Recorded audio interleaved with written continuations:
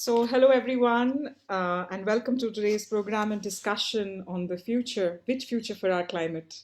Technofixes or biodiversity-based solution? This discussion today, along with a series of discussions and that we've had in the past, are being organized by a group of European organizations, as well as Navdanya International today, as part of a European program called ClimAlt, as part of the Erasmus Plus program of the European Union, in order to create critical thinking and awareness amongst youth, especially on issues such as climate change. We have an exciting next few hours put together by the Navdanya International team. And in order to discuss the real and false solutions to climate change, we are very honored to have with us Dr. Vandana Shiva, President of Navdanya International, and Nicoletta Dentico, journalist and director of the Health Justice Program of Society for International Development. Thank you so much for joining us. We will also share with you some of the research that we have done as part of Navdanya International's team in a recent report on the dangers of technofix solutions to climate change. And we are also very excited to share with you an e-learning platform for learning about climate change, as well as a game on climate change called Climate Hero, that was created in partnership with the group of European organizations as part of the ClimAlt project. We will have a more detailed presentation about the e-learning platform and the Climate Hero game later on during the program today. And we believe as an issue as complex as climate change must be examined from varied perspectives and include diversity of voices. So very importantly, we want to hear from you on what you think about the climate crisis, what action should be taken by various actors, what are their impacts on societies, on economies, on ecosystems, are these solutions being proposed community-owned or corporate-controlled? Do they even address root causes? Are we even thinking about these things? How do we evaluate the technologies that are being proposed as the silver bullet solutions? What are your thoughts for ideas of action that we could do together as campaigns for Navdanya International? So I think my colleague Carla is also around, and she along with the team have prepared an interactive board on a tool called Miro, and with some leading questions. But feel free to use the space for letting us know any other ideas and thoughts and suggestions that you might have and feedback that you would like to give us today.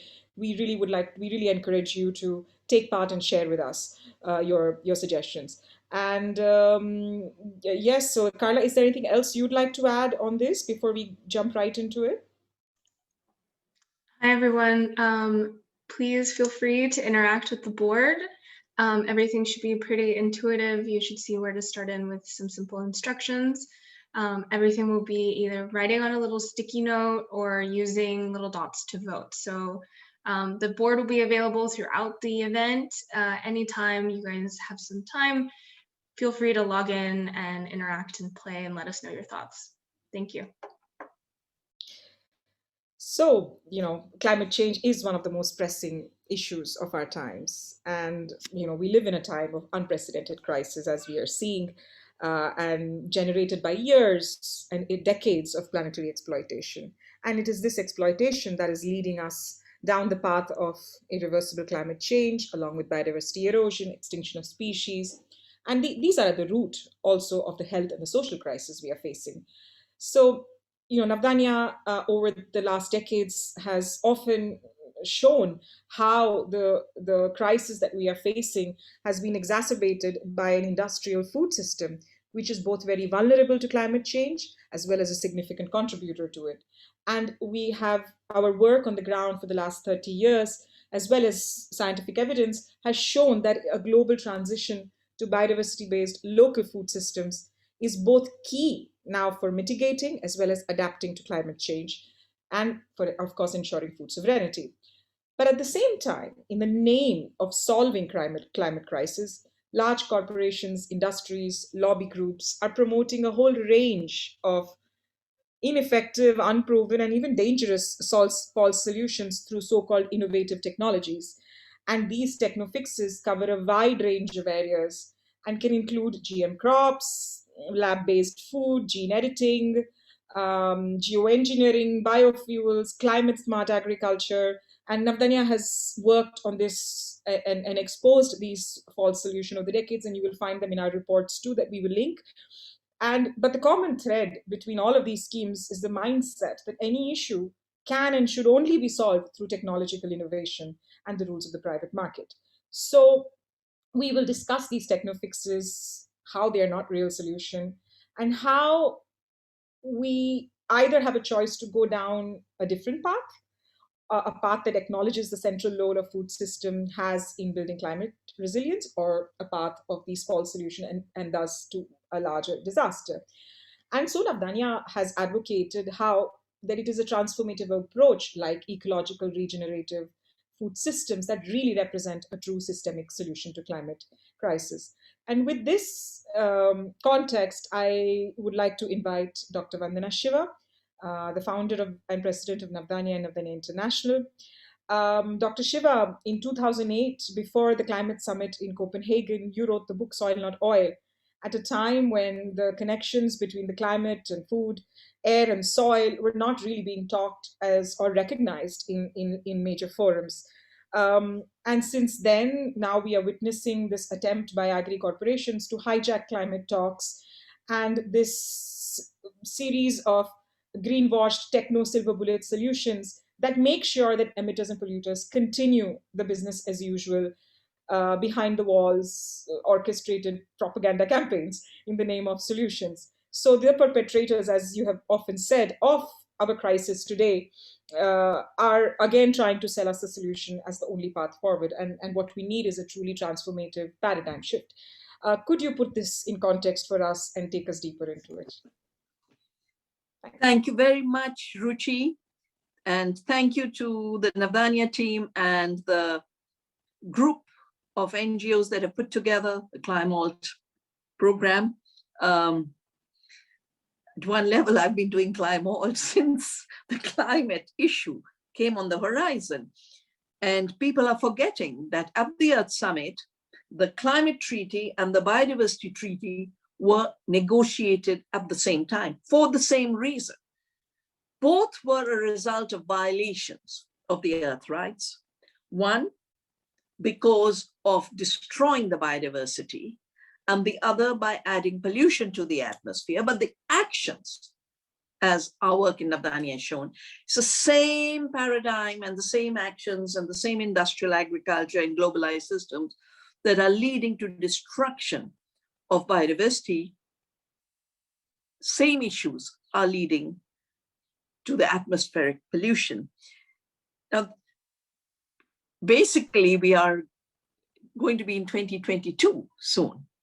That's nearly 30 years, yeah, or 40 years, 30 years since Rio. And the vocabulary constantly is manipulated to the extent that I have witnessed just in the last few weeks an attempt to make the very word biodiversity disappear and turn it into abstract nature. But let's go back to what is it that we face? Because only when we identify the system properly and problem properly, then we have authentic solutions, and we can also understand and discriminate between fake solutions and real solutions. So the real problem is the health of Gaia. And Gaia is a self-organized living system. This is what a NASA scientist woke up to, James Lovelock. And because of Lynn Margulis, who I think is the most brilliant scientist in terms of symbiosis and self-organized character of living systems, she basically informed him how the living systems at the micro level were shaping the Earth's climate. And therefore, as a whole, Gaia was self-regulated. She was creating the climate. Beginning 4 billion years ago, the climate for microbes of different plants, and only 200,000 years ago, the right climate for our species to evolve. We are the youngest siblings in this amazing Earth family, in which many of our relatives are aged. And what the Gaia theory recognizes is that living organisms and their inorganic surroundings have evolved together as a single living system that greatly affects the chemistry and conditions of the Earth's surface, the temperature, the climate system. And it is really this issue of the Earth's self-regulation that has been disrupted, just as much as junk food disrupts our body's ability to self-regulate. And then you get metabolic disorders like diabetes. So many of the disorders are now not just known to be metabolic, but linked also to the gut. And back again, we come to the microbes.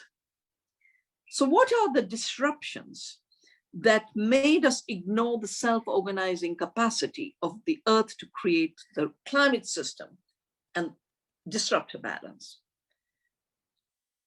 The first is the cosmological shift from the Earth as living, as terra madre, to the Earth as dead matter, as raw material for exploitation, and as territory to be conquered. The jurisprudence was terra nullius.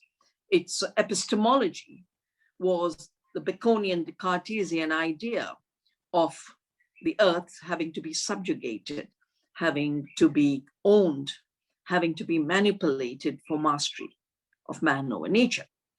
And then just a few 200 years ago, this colonial paradigm was put on fast forward with fossil fuels, first coal, and now 100 years ago, oil.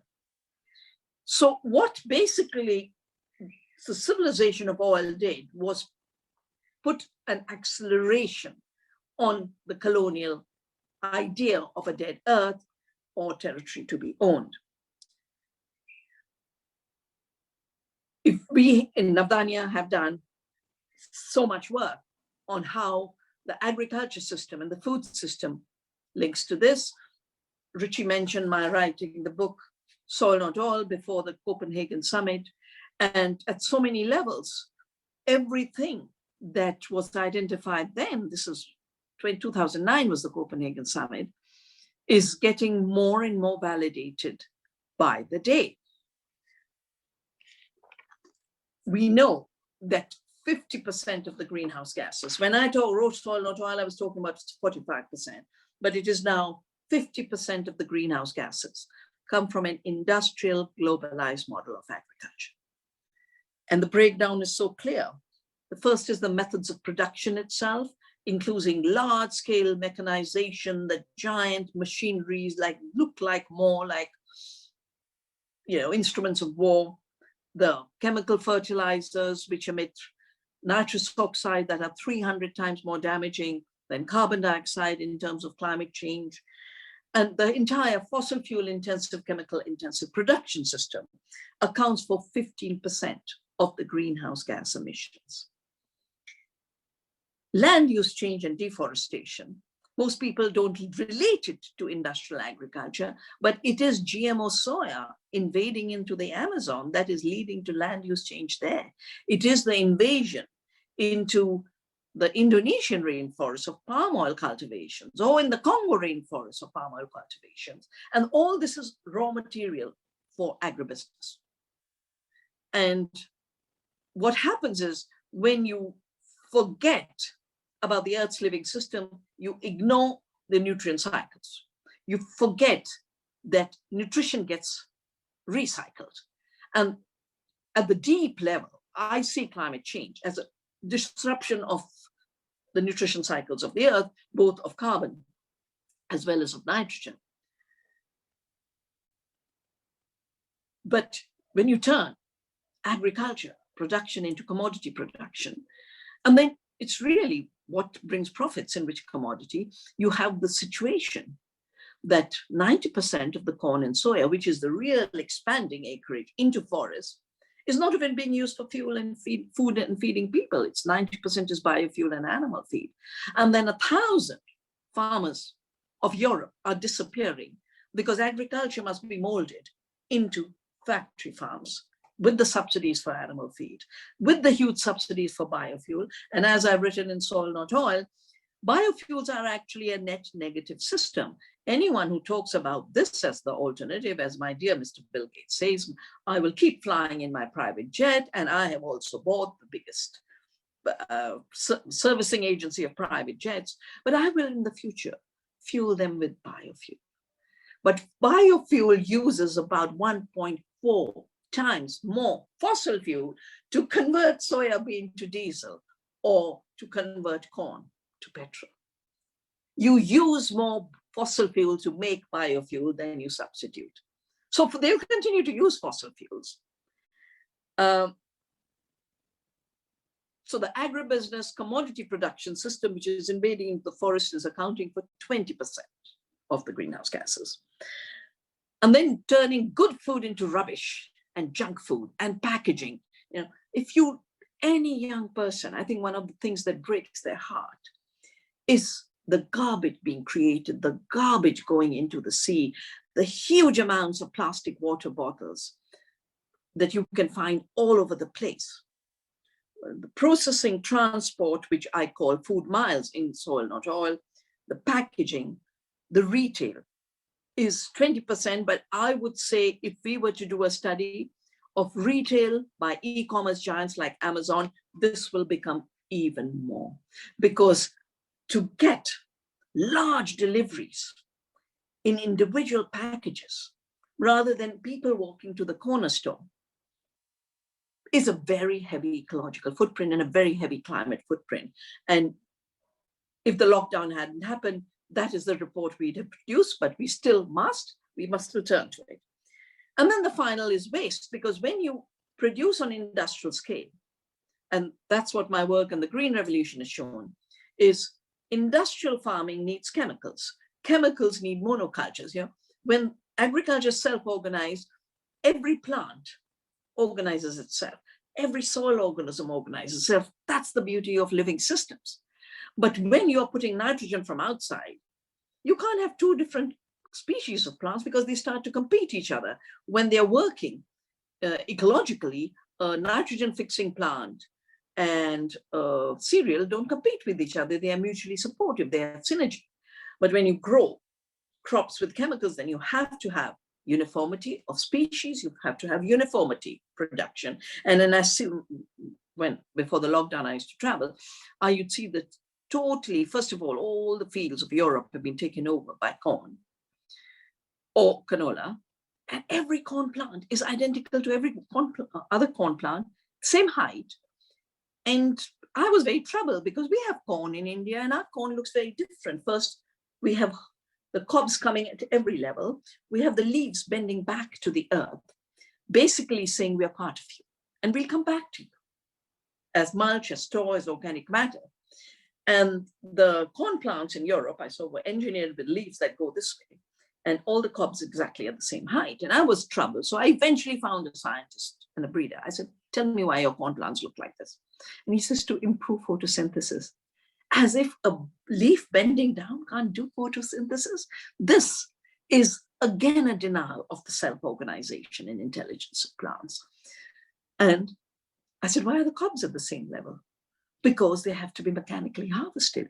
So we are changing the plants in order to grow food with chemicals and to harvest mechanically. So we are violating every law. This is the reason we have uniformity. And uniformity and long distance transport are the two reasons for food waste. A lot of people are working on food waste, but it is 4%, and it doesn't exist in any local system.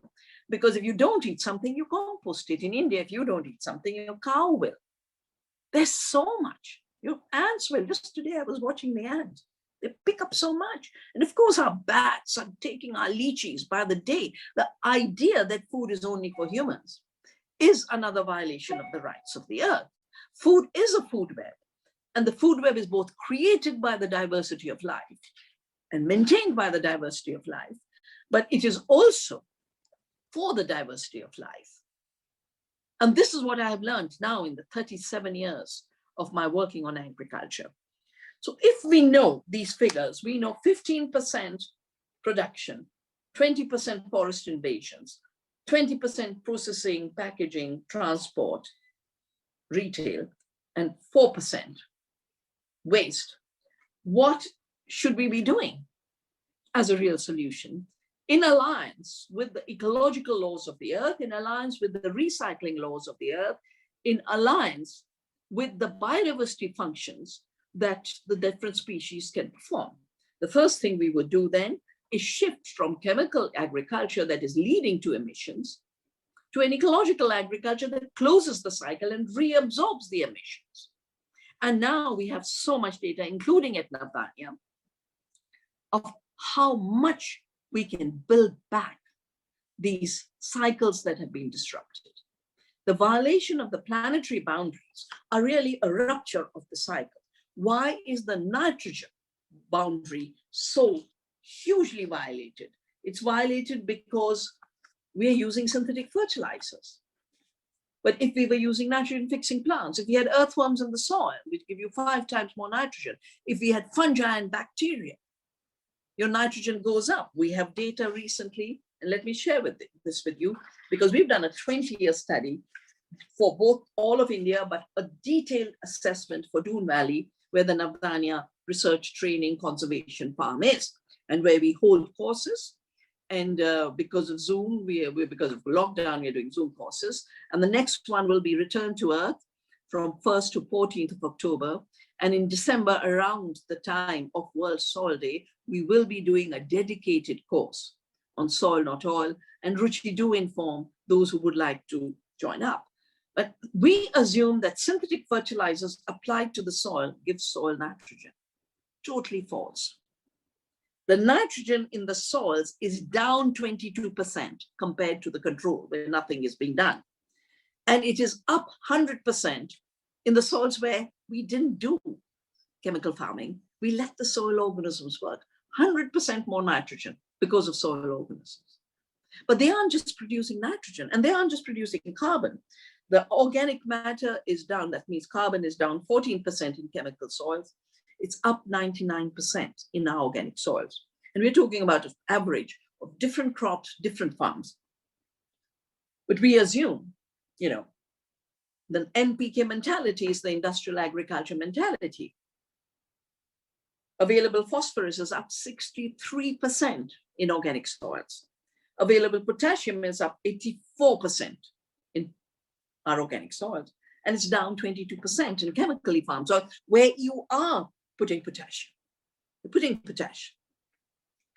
And then all the other micronutrients, trace elements that are so vital to the metabolic balance of our body, so vital to feed the enzymes in our gut. And these are produced by the enzymes that the microorganisms in the soil produce. Zinc is down 37%. This is 20 years in Dehradun. It's nearly 40%.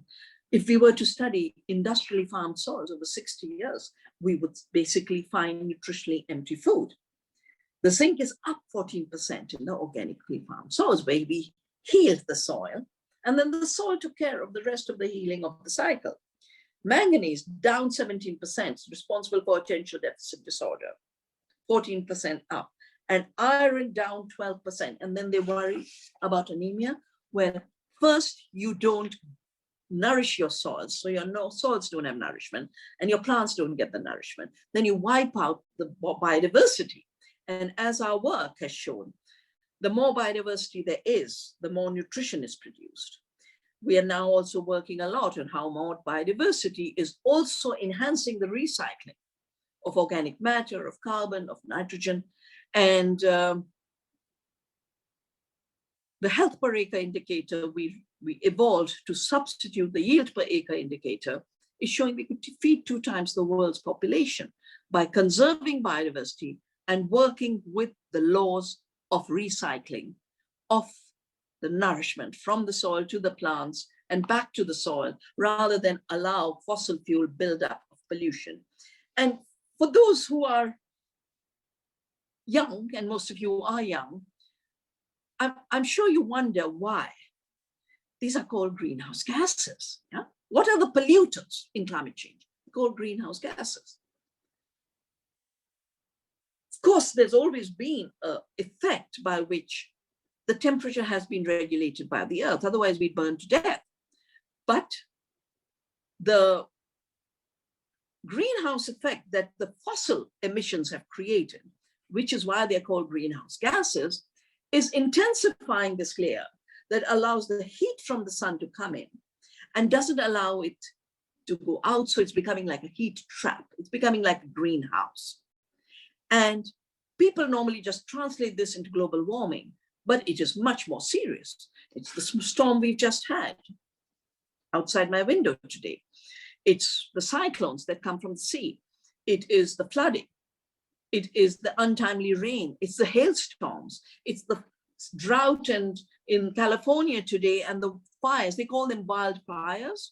I would call them anthropogenic fires. Having worked so long in forestry for 50 years, there are two reasons why fires have intensified. And it is not just increase of temperature. First, you're spraying Roundup and destroying all the herbs that would retain the moisture. So you really are creating deserts. Roundup spraying. And I cannot understand Europe. I cannot understand how brilliant countries like Germany and France can say after all the research that glyphosate is not carcinogenic. How can they be so irresponsible towards their people? So when you spray Roundup on forests, you're killing the soils. And because you're not allowing the recycling of organic matter, you're not allowing moisture in the soil either. Research is showing that if you have 0.5% organic matter, it could be on farmland or it could be in forest soils, you hold 80,000 liters of water. This is the difference between a fire and no fire, between a drought and no drought.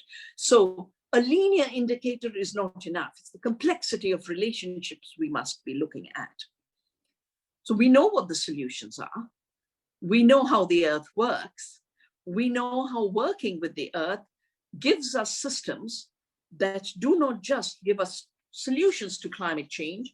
The figures are so clear that we can literally add annually with the right kind of ecological agriculture up to 10 gigatons of carbon dioxide equivalent into the soil. And in 10 years, at best 20 years, we can take out all the excess stocks from the atmosphere. But this also means that we bring the fossil emissions to zero. Given that chemical agriculture, industrial agriculture isn't just giving us climate change, it is leading to biodiversity loss. If you look at all the work we've done, all the work the UN has done, all the work the Plant Genetic Resources Treaty did, the UN meeting on plant genetic resources did, 75% of the species had gone in 1995. And since then, globalization has taken place. And depending on which species you're looking at, it's between 80 to 93% disappearance of species because of chemical pesticides, herbicides, and chemicals whose purpose is only designing to kill. This is why in 2017, we started the Poison Through Food and Farming campaign. And I do hope Ruchi will circulate it to all of you, because this decade has to be a decade of getting rid of fossil fuels and chemicals in agriculture. And the governments can keep giving approvals to the toxics. But our lives are too precious and the earth is too precious for us to allow the governments to get away with what they're doing. But we also have our own lives. There are biodistricts coming up everywhere. People are making choices of their gardens. And we have a movement called Gardens of Hope. These are aspects where we need to be the change we want to see in terms of climate action. The same actions that address climate change regenerate biodiversity. Same actions regenerate soil, regenerate water. Same actions get rid of hunger, get rid of poverty. That's where the SDG goals come in. And as our recent work has shown, the Food and Health Manifesto is the same kind of agriculture that addresses climate change, also gives us healthy food. 75% of the chronic diseases today come from industrial chemical toxic food, which is nutritionally empty for the reasons I explained to you. So we know all this and the practice is there. And interestingly, just today, the biodiversity panel and the IPCC have just issued their report, Biodiversity and Climate Change, a joint workshop. And this, of course, is scientific. But it's interesting to see World Economic Forum with their Great Reset, totally flipping it. They've made biodiversity disappear as language, and it is suddenly nature loss. And it is all fitting into the false solutions. What are the three big false solutions that we need to watch out for? Because that's where the billionaires, where the World Economic Forum, the poison cartel are focusing. We know from the work we've done on biodiversity, from the work I've done in Soil.org, from the work we have done on ecological agriculture, is that we need a transition. We need a transition from fossil fuels to regenerative energy, not as an external input, but the regenerative energy of the plant, the photosynthesis of the plant, the regenerative energy of humans. That's why it is so troubling for me that they're talking about farming without farmers, and our revolution has to be the only real food comes from real farmers and real soil. When we think of the fact that the first big false solution is fake food. Now, can they make food in thin air? No. I mean, when they created synthetic fertilizers, which are a big part of the climate change, but also part of the dead zones in the ocean, part of nitrate pollution of food, and the reason we have nutritionally empty food, because it is killing the soil organisms that allow the micronutrients in the food. So nitrogen fertilizers are robbing us of our nutrition, and they're robbing the soil of its nutrition.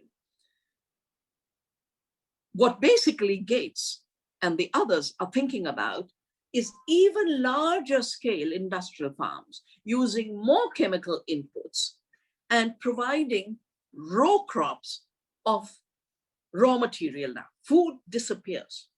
It's for them, it's the end to food, end of farmers, end of food.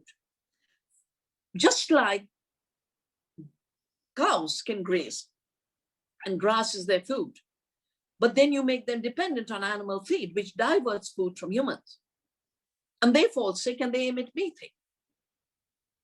They want us to live on fake food, that like they've made the cows live on fake food and led to the mad cow disease, which also then killed 12 people in England after the mad cows was fed as beef burgers. What we are witnessing in terms of the fake food epidemic is a joining of the Bayers and the Monsantos and the Bill Gates. And as Gates to the Global Empire report says, and Nicoletta has been a major contributor to that report, but also the fake solutions to climate change report of Navdanya International, that all this fake food is being done in the name of climate change. Totally cooked up figures. Let me just summarize the figures from my 37 years of research. 1 unit of ecological agriculture, of ecological energy, this we call it endosomatic, it comes from within the system, from the plants, from the soil, from the humans, not an external input energy. 1 unit produces 10 units of good food, nourishing food. In the early days of fossil fuel agriculture, 10 units of external input produces 1 unit. And it's called more efficient because they don't count the energy slaves. But as we have witnessed in chemical intensification and energy intensification of food and farming, it has gone up to 100. In factory farming, it for sure is that 100 units of protein fed to the animals gives you 1 unit of protein in factory farms. Whereas when a cow is fed grass, you don't need any external input of protein. The grass converts into food. I would add that if processing is already taking such a huge amount of energy and leading to so much emissions, my rough calculation is if you do chemically intensive farming and you're using 1,000 times more energy than an ecological farm, and then you take it and process it in a lab with even more energy, we are probably talking about 10,000 to 100,000 more input energies to produce nutritionally empty, bad food, fake food. I'd call it the mad cow diet. And they are going under the radar on food safety testing. The so-called impossible burger has 14 patents associated with it and an artificial blood. And there was a case brought that this must be tested for safety. And the FDA, which like the EPA, which like the governments in Europe, which like the WHO and the FAO now, are all in the pockets of the billionaires. They basically said, we don't have to test it. It's similar. How can you claim this is plant-based and say it's similar to the blood of animals and still want to label it plant-based? But the two things I just love about Bill Gates is because of his money, he gets away with so much nonsense. So we've had deer, we've had goats, we've had sheep, and I live, this research foundation, I started in 82 when my mother said, if you want to leave your job in academia, here's the cow shed, take it and start your foundation. And I did it in 1982. But our cows didn't stink. And the calves got the first choice, We only got the leftovers. It was so taken for granted that calves are the babies of mother cow. We are the second children. And that's how we've grown up. And this myth that just because factory farm cows are tortured, you'd extrapolate that to every cow who's loved as a mother. It's a violation of our culture. And then you define animals as primitive technology.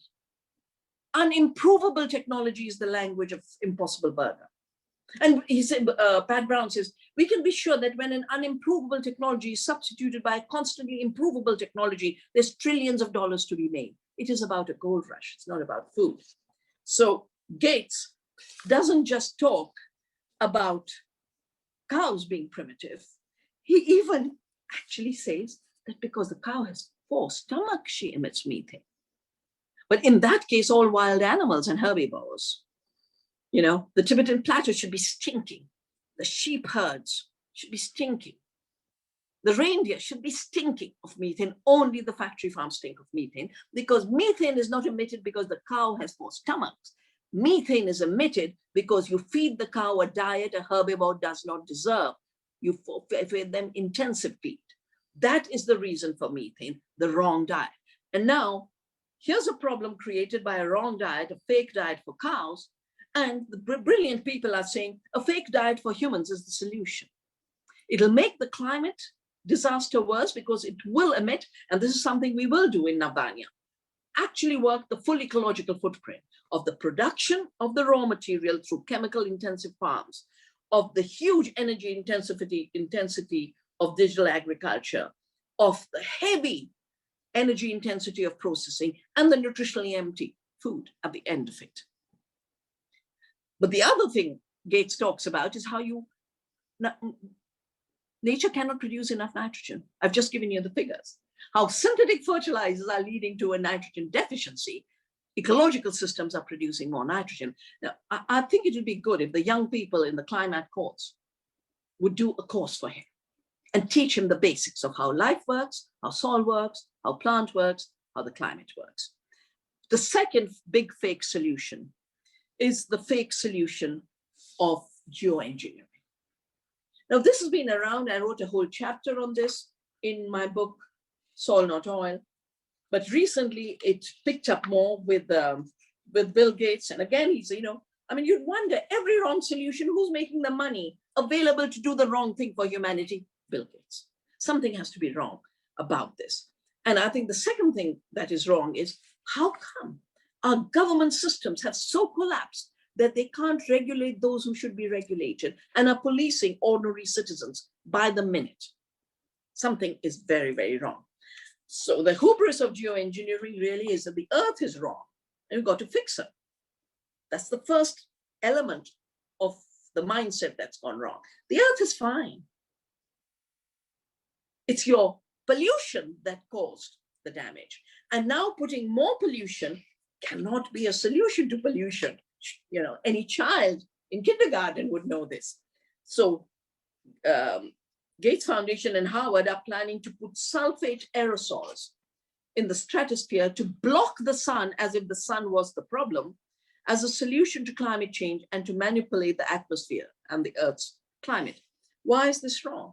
It's wrong because the sun isn't the problem and the sun doesn't come to the Earth You won't have photosynthesis. You're going to have a food collapse. Second, the sun doesn't come, we won't have health. Where does vitamin D get made? When we are out in the sunshine. And as the whole pandemic has shown, deficiency of vitamin D made the immunity worse. People could not deal with the infection. But finally, we know that the sulfates will interact with water and other chemicals in the atmosphere and will give us acid rain. You don't put you get sulfuric acid. So here you are saying, I'm the master.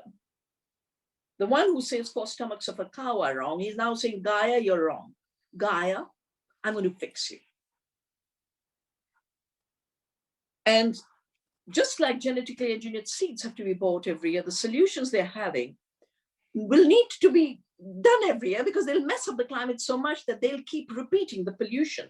The very, very good report by Jenny Stephens and Kevin Surprise on the ethics aspect of this. And they've said, you will need 95 aircraft flying 41 flights per day, 60,000 flights per year from 4 bases to deliver 1.5 billion tons of sulfur to the carbon at the cost of 36 billion to keep maintaining the geoengineering project. I'm so glad the Sami of Sweden rose, a small indigenous tribe. And many of them were young Sami who went back from cities and said, I'll be a reindeer herder. And they rose and they blocked the Harvard Gates project. This is what we have to do everywhere. Learn from the Sami. The final fake solution is net zero. Now, we know we must go to zero fossil emissions. There's no way out, an absolute zero. Net zero is the billionaires will keep polluting, but somewhere else they will fix our forests, our farms, our soil, take us under control in order to turn us into sinks. The language they're already using is enhancing the sink function. No, we are not your sinks. We're not your garbage dumps. And our soils are not your garbage dumps. They are Mother Earth. They are Terra Madre. So what are the many, many wrong steps of net zero? And Gates mentioned it in his book.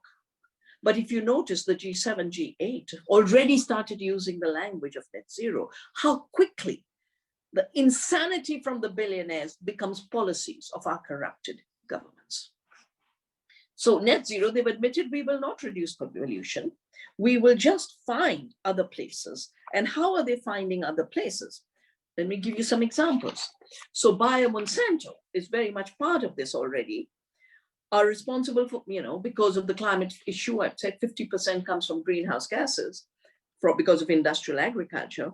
They are part of a system and they're backing something called Growing Climate Solutions Act. They already started to draft an act in America. A bill that would divert regenerative agriculture from regenerating the earth in her diversity and integrity, and instead reduce the soil to a carbon sink for carbon markets and carbon offsets. How do they work that then?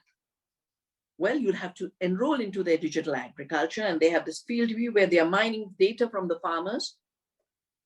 The field view cannot generate data. They're mining the farmers' data and then selling it back as big data. And these very large industrial sized farms will depend, of course, on intensive Roundup use, intensive nitrogen fertilizer, all of which are implicated in the climate problem. And then Bayer will pay farmers in credits. And the credits will be adjusted to buying more inputs from Bayer. So it's a new slavery. Nemo, who is one of our board members of Navdanya International, has called it carbon slavery. And Tom Goldsmith has called it carbon colonization. Because here they keep polluting instead of coming to honestly to zero. They're saying we'll do net zero, we'll keep polluting and we'll take your land. We'll take your forests and we will create an entire system that will really bring everything under our control. I don't know how many of you have followed that Bill Gates is now the biggest landlord in America. And someone just sent me an article how what he's growing is potatoes for McDonald's, for their chips.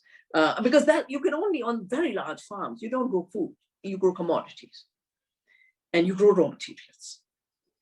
The fact that Gates has taken over so much farmland is because he is seeking to create this new carbon slavery through agriculture and linked to digital agriculture, where he has already announced Gates Ag 1, which is in our report, the Gates to a Global Empire. Now, there's a Gates link cottonwood agriculture, and they've created, they're very clever. They always take conservation groups and a few farmers, and basically it's then led by the industry, and they call it leading harvest. And they want to impose one Gates Ag 1, one global monoculture, and one verifiable seal for the whole world, a seal of approval, which they will shape. They will shape. Now, if their science is fake and their accounting is fake, you're going to get a very, very fake solution. But you're going to get heavy conditionalities, which is why, while they want to make it all centralized under the Gates, Monsanto's buyers, we have to decentralize. The more they try and fabricate science, the more through projects like yours, we have to learn the joys of true science. How in the leaf of a plant is a technology to take the carbon dioxide from the atmosphere, use the sunshine that Gates wants to block through genetic engineering, turn it into carbohydrates that gives us all life, all the fibers, everything we need. And even more importantly, give us the oxygen. This year, you know, from the time that Floyd died saying, I can't breathe, to thousands of people in India died for lack of oxygen, can't breathe, they couldn't breathe, they couldn't breathe. Here is the oxygen that the trees give us. And yesterday I had the joy of addressing a major meeting where people are realizing what to plant more trees, and they call it growing oxygen. So we have to grow oxygen, we have to grow health, we have to grow biodiversity. And the transition we need is a transformation, you know, that of the transition that humanity needs to address climate change that has been caused by fossil fuel-based industrialism, is to recognize Gaia is alive, recognize nature's technologies of recycling carbon to create the infrastructure of life, beginning with the green leaf. We need to shift from the fossilized mind created by hydrocarbons, which is the fossil carbon, the dead carbon, to creating a world rich in plant life and carbohydrates that fulfill all our needs and the needs of all other beings. A fossil fuel-free world can be a world of abundance for all. That is what my work over the last 37 years has shown. If we conserve biodiversity and we work with the laws of nature of diversity and the law of return, we actually create more food, we create abundance, and we heal every broken cycle. A shift from oil to soil, as I have said in Soil Not Oil, is necessary. The shift is from hydrocarbons to carbohydrates, and my dear friend and colleague Andre Lou has called this the molecule of life. This is the just and lasting solution to climate change. And the richness of the science is so big and so deep that no amount of co-option, no amount of fabrication of 4 stomachs of a cow give us methane. No amount of lying that nitrogen fertilizers are the future solutions and the earth doesn't know how to produce nitrogen. I think we should make a glossary of the lies of the billionaires and the truths of Mother Earth by putting fossil fuels and poisons behind us, putting centralized, globalized trade that has given us the Amazon destruction, the pandemics, the bad health, the chronic diseases, into biodiverse, ecological, local, sovereign, autonomous, rich in diversity, not rich in dictatorship. That is where we need to go. That's our work. That's the real solution. Thank you.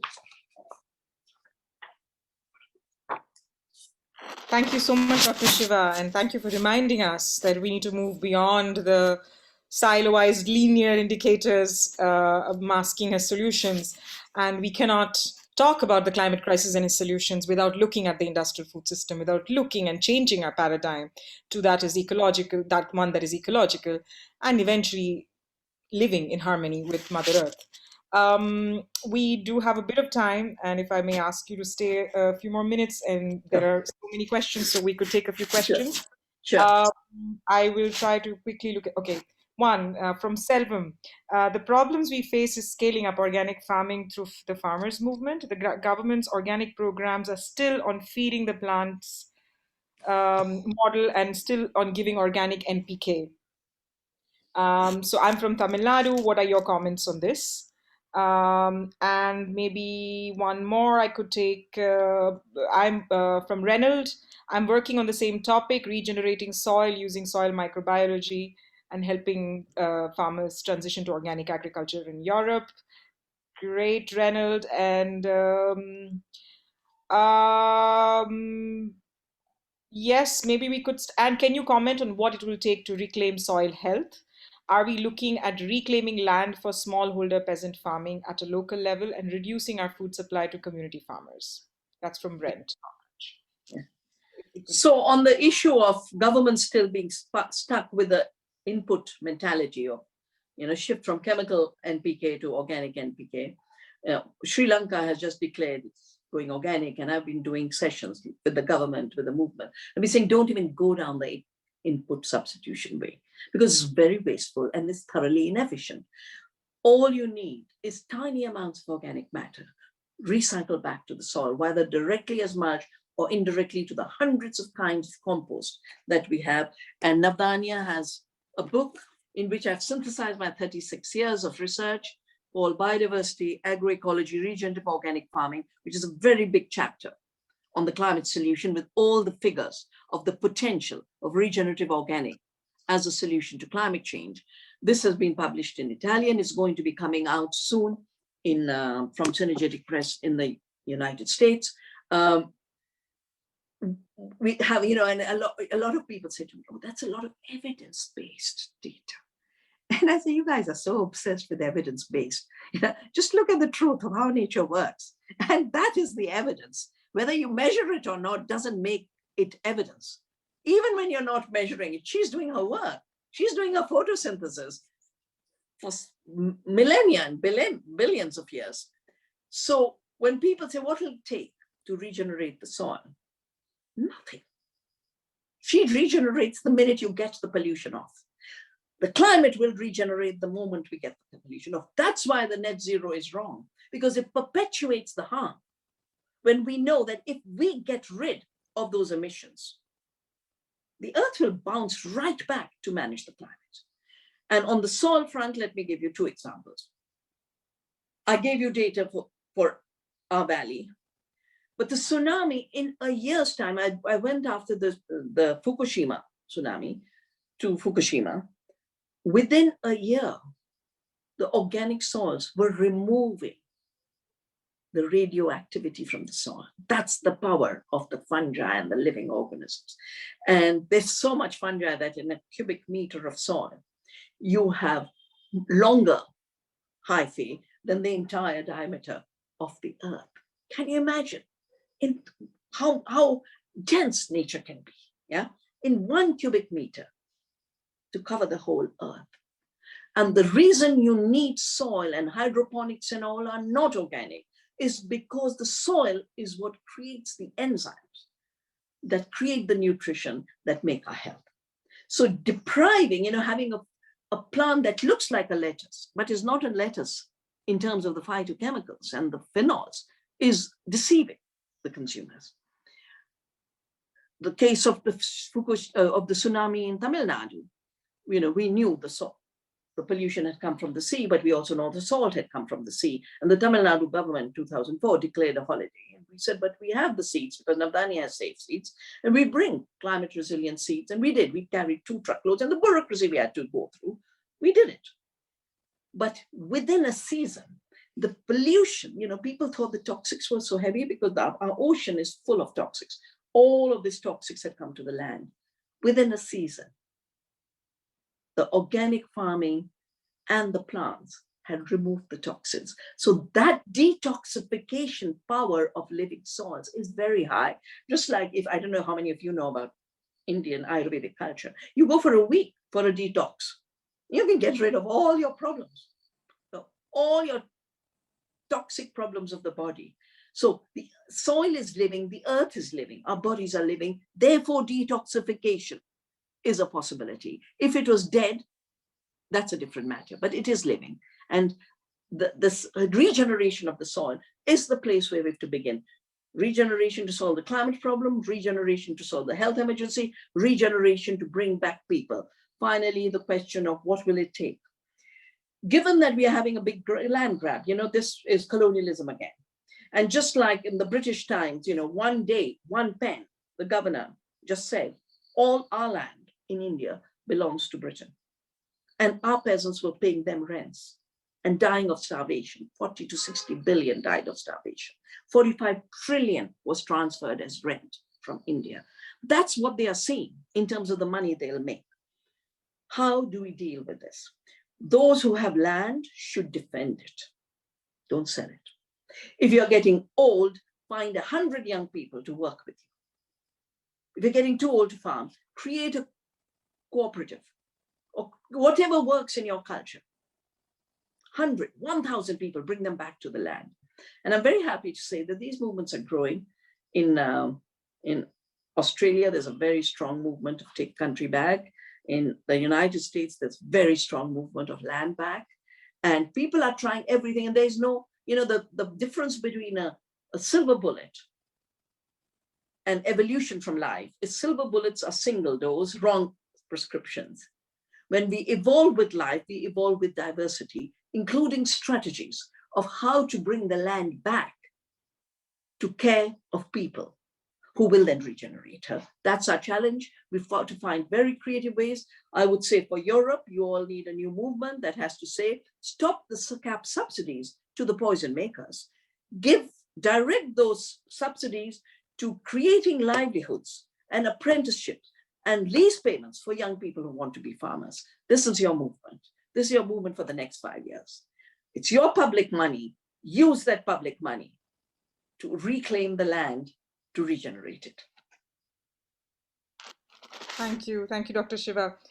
Maybe one quick question again, because there's a question from Oliver Hurst. Do you think international environmental laws such as Ecocide is one possible way to address environmental degradation? Actually, Oliver, we did a discussion some time ago, actually April, May, connecting the various movements like rights of Mother Earth, Earth democracy, agroecology, stopping ecocide, and seeing how the rights of Mother Earth and human rights are connected. And Dr. Shiva and the Navdanya team have also written a report called Earth Rising on this. But Dr. Shiva, maybe you could briefly tell us about these links. Yeah, as I mentioned, there are no silver bullets. And we have to work at every level. We have to work at the personal level by just saying, I won't eat poison-free food. I will make sure I get food from a farmer or an organization that works with farmers to ensure that we don't end up in a farming without farmers and end up with having to buy fake food. But we also have to work locally to create food economies. I'm the ambassador to Barcelona's, Barcelona is the European capital for food this year. And I've been working with them. I said, every city could have a food shed. At the Milan Expo, the cities passed a pact, the food pact, urban food pact, that cities should be sources of food, urban gardens, but I say they should have a food shed. Now, every city plans in water. You don't say, I'm going to bring water from the snows of Alaska. You don't do that. If you had left it totally to the privateers of water, they do that. But what we say is, I'm going to protect the watershed that brings my water. So just like we protect watersheds, we have to start protecting food sheds. And so many of the decisions where people have taken on the might of corporations have been taken at local level. I mentioned the shutting down of the Gates and Harvard project, where they are trying to look for other places to do this geoengineering. It was a Sami group. So we have to use our power wherever that power is, and we must ensure that we don't all wait for the one solution and the one level. Every level is relevant. Every person has significance, and all of us must work together like the wonderful 100 trillion microbes in our gut. You know, if there are two teachers I have right now, the first teacher is the mycorrhizae in the soil. If they can create such density of relationships, surely we can. And our gut microbiome. If 100 trillion can work in harmony and concert, what makes it so difficult for two human beings to work together? What is the cultural degradation that we are living through that makes it difficult? So we have to start to live in harmony with each other. And we have to use all of our power and all of our intelligence and all of our creativity. And as I said, there's no one magic bullet. Thank you, Dr. Shiva. Thank you for your thought. Thank you for this very important talk. And as you said, we need to work together. We need to live in harmony with each other. We need to live in harmony with nature. And this has been the aim and work with which Navdanya has worked for the last 30 years, helping, catalyzing this interconnected global movement to work together. Yeah. Let me just say one thing in closing, because even now, there's a lot of separation being created. You know, separation is the big problem. The assumption that we are separate from the earth, which I've called eco-apartheid, the separation of first the atmosphere from the biosphere. You know, I couldn't believe it. You know, so I'm quite impressed that finally the biosphere people and the climate people are talking to each other. This is what I'm saying since 1992. The biosphere and the biodiversity is the solution to climate change. We have created this very artificial idea that that biodiversity exists where people are not, which is totally false, because the 20% of the land where the indigenous people have been pushed to is conserving 80% of the biodiversity. And that is where people and biodiversity live together, in the indigenous cultures of harmony. There is a whole new language, and it's linked to the carbon sink of zero budget, or not of net zero and carbon trading, that we will remove people from the land, we will remove farmers from the land, we'll remove indigenous people from the forests in the name of conservation, and use huge amounts of money for these plantations. And you'll notice the minute World Economic Forum adopts 1 trillion trees, I say, you know, so they want to make money out of that too. This new apartheid is, again, humans and nature are apart. Humans, you know, land without humans is wilderness, which is totally opposite. Wilderness is where people care.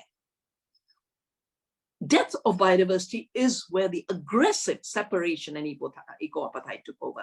So this is why our report on Earth Rising is so important. We have shown that the rights of Mother Earth and the human rights are one continuum, because we are part of the earth, and we will have to resist the divisions that are constantly created to appropriate the earth and her resources from us in the name. Because the fascinating thing is, everyone who's caused the problem is now behaving like the savior of nature. The criminals are behaving like the saviors of nature. Half for nature. Half for nature. Who are you to say half for nature? You're alive because of nature. It's all hers. You can't say half for nature. It is ecocide to say half for her, half for mother. Yeah. Little baby in your womb saying half for you, mama. You get everything from nature. So this apartheid, ecological apartheid, and the separation of nature, wilderness, humans, biodiversity, this is the trick being played by the World Economic Forum, by the Bill Gates, and we have to work together, indigenous people, small farmers, youth movements on climate, to say we are part of nature, we are one, we will not be divided, and we will work on the real solutions that come from regenerating biodiversity and regenerating the earth. Thank you so much, Ruchi. Thank you again, Dr. Shiva, and thanks all of you. First, please stick around. We will be taking a short break very soon. And I know a lot of you are also giving us your feedback, questions, comments through Miro. Some of you are having some trouble with Miro.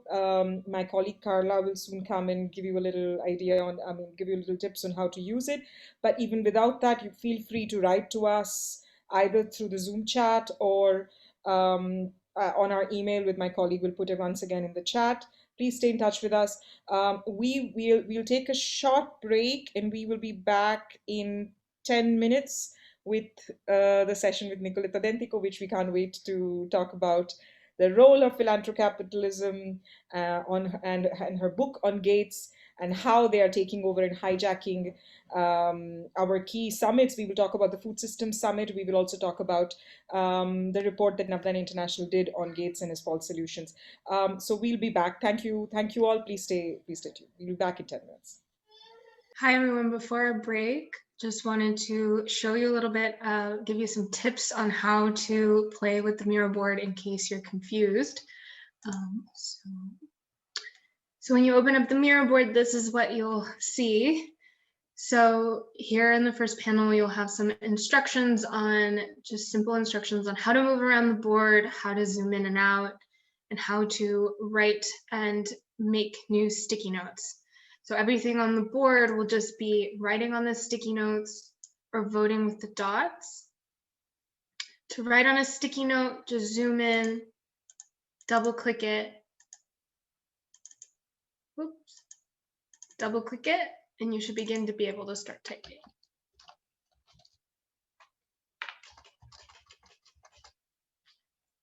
And make sure you kind of read all of the instructions for each of the boards. They'll each ask you to do some different things. The other action you'll be able to do is to click on a dot and be able to move it. So please let us know if you do have any questions. We look forward to seeing your thoughts.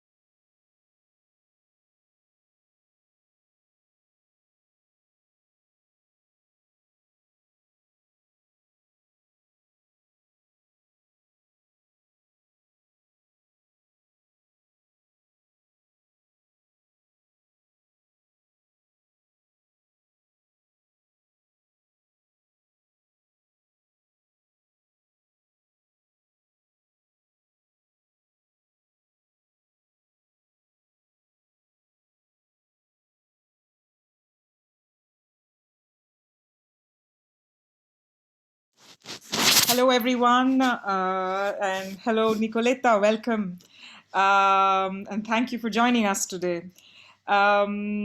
We, as discussed in the last session, the common thread between all these false solutions and schemes, and one of the common thread is the mindset that any issue can and should only be solved through technological innovation and the rules of the private market. And a lot of the players, such as big philanthrocapitalists like Gates, have been imposing a lot of these techno solutions. But the problem is these so-called solutions or remedies are presenting considerable risks for our ecosystems, for our biodiversity, for our health and our communities. And Navdanya recently launched a report called Bill Gates and His Fake Solutions to Climate Change, which you know tried to look at some of the web, the intricate web behind a lot of the entities that Gates seems to be supporting behind this whale of humanitarian and environmental cause, which at the end of the day is allowing him to impose this techno-solutionist strategy, essentially by influencing all types of the global development protagonists. And I know Nicoletta will talk a little bit about the Food Systems Summit too. So yes, this techno-solutionism is apparent in all of the Gates Foundation's initiatives, from food, agriculture, seed, health, climate change, education, media, infrastructure, energy. And they are ensuring specific interests of private players through this complicated web of international power and influence. So we have looked at some of this in the report on false solutions to climate change. We've looked a little bit at the Global Commission on Adaptation. We've looked at breakthrough ventures. Dr. Shiva talked about the synthetic meat and fake food. I would ask my colleague Marion if she could briefly tell us about what we found, on some of these schemes in the report, which is available also for download from our website. And then we'll come right to Nicoletta. Marion. Hello everyone. I'm just going to share my screen. There you are. Okay, so this should work. Right. So as Ruchi just explained, our report shows how Bill Gates promotes fake technological solutions to the climate crisis, thus asserting corporate interests. And one of the major sectors where Gates's private markets and power interests are more apparent is in food and farming. In fact, the Gates Foundation has been pushing new technologies and an industrial agricultural model for decades under the guise of putting an end to climate change and hunger. So for instance, in 2008, Gates attempted to revive the failed model of the 1960s Green Revolution in Africa by launching the AGRA, the Alliance for a Green Revolution in Africa, which encouraged farmers to move towards large-scale commercial monocultures and promoting synthetic fertilizers, pesticides, and high-yield or GMO seeds. And more recently, in January 2020, Gates also launched AG1, which is a research institute aiming to promote green revolution techniques like AGRA, but also new technological innovations like data and sensor technology, precision farming, gene drives, artificial intelligence, and so on, to increase crop productivity in Africa, Asia, and Latin America. And all these investments give Gates a considerable amount of influence, allowing him to shape the global agriculture and development policy agenda, and serving as a very convenient way to open up new markets for agribusiness and biotech in previously unprofitable or hard to reach markets. And these policy alignments in these countries and these sectors then ensure a return on Gates's investments. And our report also highlights one of Gates's most recent prescriptions, which is synthetic food. So this fake food, which Dr. Vandana Shiva already talked about earlier, basically replaces animal products with highly processed food grown in labs, like fake meat, fake dairy products, fake eggs, and so on.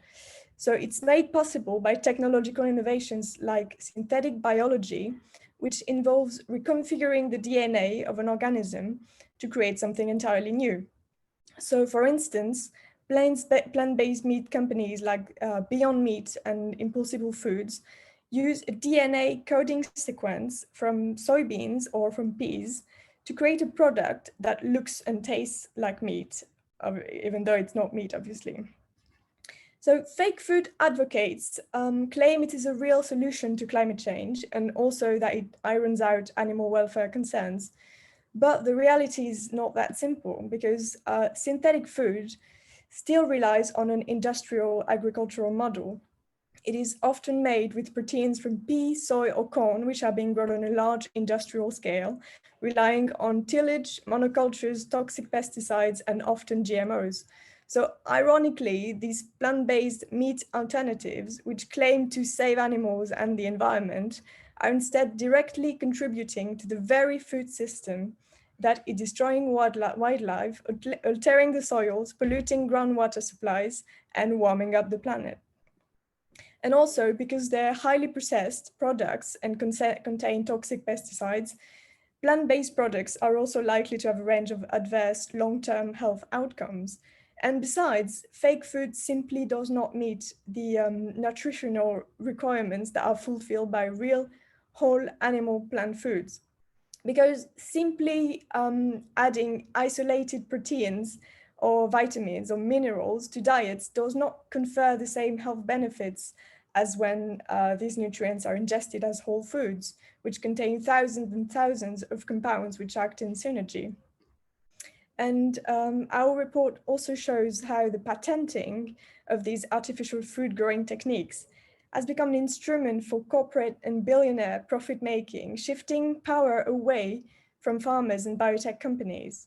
And in fact, there is a growing number of companies getting involved in the plant-based market, and billionaires are heavily investing in them. So for instance, Breakthrough Energy Ventures, which is one of Gates's investment funds, is funding multiple fake food startups that use the greenwashed rhetoric of promoting sustainable climate solutions. But a closer look reveals that the company's leaderships are riddled with ex-DuPont, Monsanto Bayer, Bill and Melinda Gates Foundation, PepsiCo, and Microsoft executives. Not to mention the fact that many of the same companies that sell industrial animal products offer these meat-free foods, thus perpetuating the same economic model and always benefiting to the same large food groups. Raising the question, how can people involved in the very companies which created our climate crisis and health and ecological crisis be in any way qualified to sell us back the solution? So synthetic food, as well as other technological innovations, are offered as the only solutions to the world's problem, but in reality, they just ensure the further concentration of failed industrial models, diverting attention away from the deep systemic changes that are needed to address the crisis we are facing today. So we do not need to go further down the path that is already destroying our health and biodiversity. Instead, we now have the opportunity to truly foster an ecological approach to food and agriculture, which can provide a long-lasting solution to climate change and ensure food sovereignty. Diverse local communities are already transitioning to this ecological and democratic path, reclaiming seed, food, and knowledge as commons, while taking into deep account the web of biodiversity to protect Earth and human health. So basically, our report calls for dismissing all these fake alternatives which are proposed by philanthrocapitalists and billionaires and their private company partners, and instead for supporting a real transition from the bottom up. So if you want to know more about this, I invite you to read our report and also to take a look at our Gates to a Global Empire report, which is goes very much in depth about all the dangers of philanthrocapitalism and the democratic and ecological issues behind this. Right, thank you. Thank you, Mariam. Thank you very much for sharing about both the reports. Those that should be tried for crimes such as ecocide and have been responsible for a large number of the crises that we face today continue to sell us their technofixes as solutions. And taking over a large number of these summits. Nicoletta, welcome. Nicoletta Dentico is a journalist and director of the Health Justice Program of the Society for International Development. Nicoletta has written the book Ricchi e Buoni, Rich and Good ? Published by EMI in October 20. Which describes the dark scheming behind philanthrocapitalism. I hope it's available in Italian right now. Nicoletta has also written, is one of the authors for the Global Citizens Report, Gates to a Global Empire, which was published in October 2020.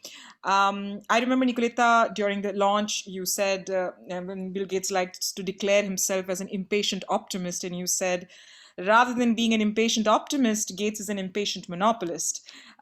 His philanthropy is the continuation of his entrepreneurial monopoly by any means. And now you're seeing this convergence of big pharma, big food, big digital, big data, and big finance. And he's creating the new financial tools and products that are contributing largely to the financialization of food and health. And at the same time, we are seeing the food system summit being taken over by the same elites and the companies imposing the same failed model as a future solutions to climate to food systems. So could you talk to us about this, Nicoletta, and how we are actually, this is really a problem for democracy, for governance, for freedom, and for biodiversity. Over to you, Nicoletta. Thank you. Thank you so much, Ruchi. And thank you for inviting me to this very important conversation, not only because Dr. Shiva gave us all the updates and the vision and the energy that we all need in the second year of COVID-19, but also because as I hear from you, the people attending are young people, and that's really what we need to talk and share these topics with that generation that in fact has created Fridays for Future, has created all these amazing new movements to save the planet, to save ourselves, basically to make sure that we get back to the laws of nature, to the laws of return, as Vandana put it earlier. Yeah, of course, what has been represented so far and what has been portrayed in Navdanya's international reports is a rather dystopic scenario. And we must recognize it for what it is, a rather dystopic scenario where there is a very sharp conflict between all the energy of Mother Earth and all the energy, the bottom-up energy that comes from the 80% of the peasants and the farmers that are still feeding the world, small farmers, family farmers that are still feeding the world, and the rest, the vision of those that are a bare handful of white American men, primarily, a bare handful of billionaires, the winners of globalization that aim at taking everything, at taking it all. And so we have to cross the desert of this conflict, in which unfortunately, as Dr. Shiva rightly said earlier on, the UN has been completely poised and is completely trapped.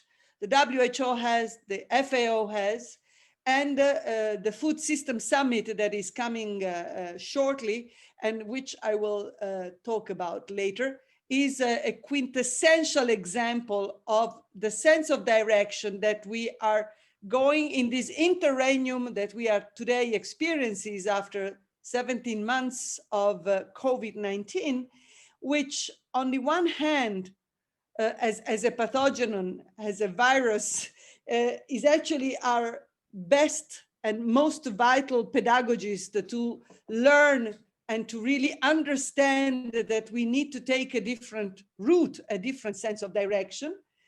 But of course, at the moment, the kind of inertia is still giving the leeway to this bare handful of dominant, of hegemonic players to continue and in fact accelerate what they were doing before, basically selling their marketing and imposing their entrepreneurial model to the global governance, to the member states, to the international community.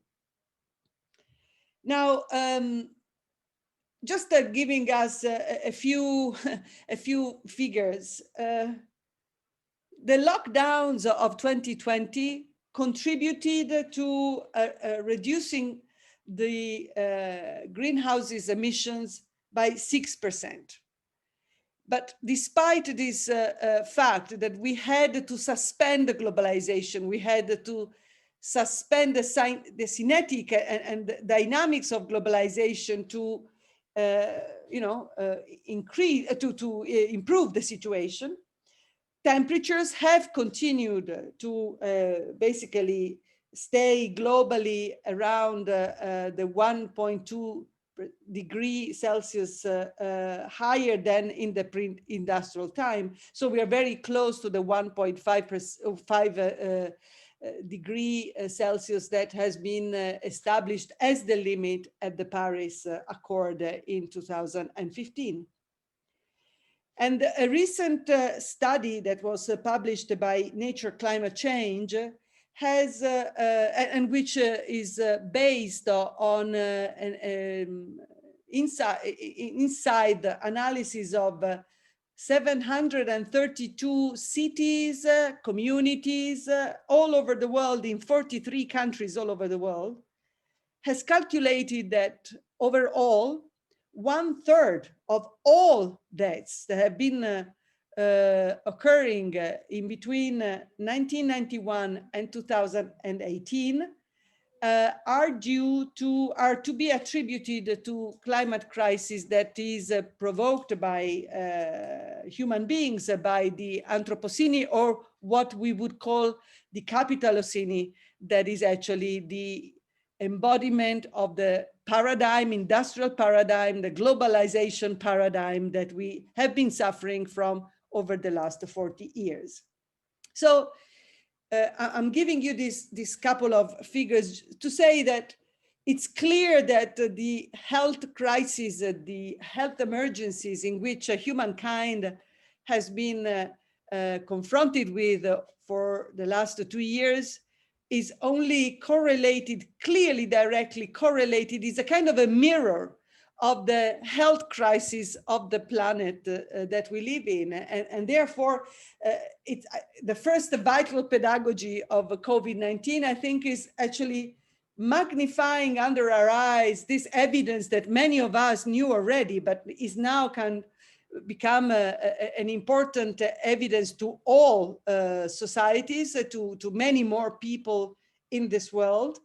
And of course, these numbers, these figures, and COVID-19 tell us that we are not really dealing with a pandemic. The issue here is not really a pandemic, although of course we are being confronted with the first global pandemic. Pandemic already means global, but we also refer to the latest pandemic in 1918, the flu pandemic in 1918, which has geographically nothing to do with the geographic expansion of the COVID-19 pandemic as we see today, reaching out to all areas of the world. This is not a pandemic, I was saying. This is not only a pandemic. COVID-19, just as the climate crisis, is what we should be calling a syndemic. Syndemic is a word that basically tells us that this is a system crisis where COVID-19 and of course the climate change are the concurring elements of a system collapse that requires a lot of care, a lot of repairing, a lot of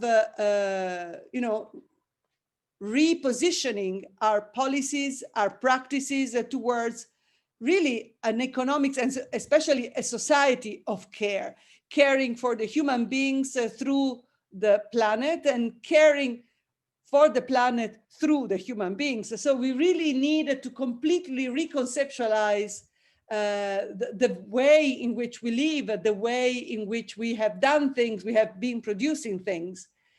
And I don't want too much to repeat what Dr. Shiva was explaining very effectively earlier, but we really need to reshape our lives or simply go back to a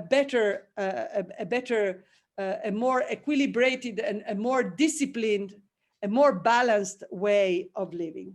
Now, in the face of all this huge challenge, which is a systemic challenge, now what we are confronted with, in fact, with this phenomenon yet again, with the same phenomenon, which has been clearly identified by some smart journalists as the phenomenon of the first time climate dudes. That is basically, this has been described on the columns of the Bulletin of Atomic Scientists.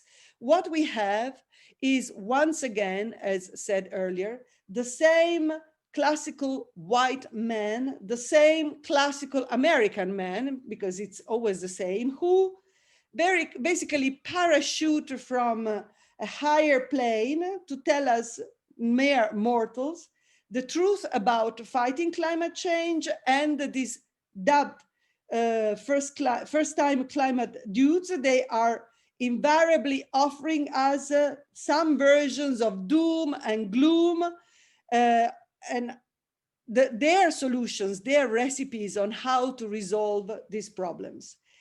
Of course, it's the Bill Gates Foundation. Bill Gates, as you might have understood by now, is everywhere today. But he's not alone, of course. He started being the epitome of philanthrocapitalism. He started from health with his Technofixes solutions for health.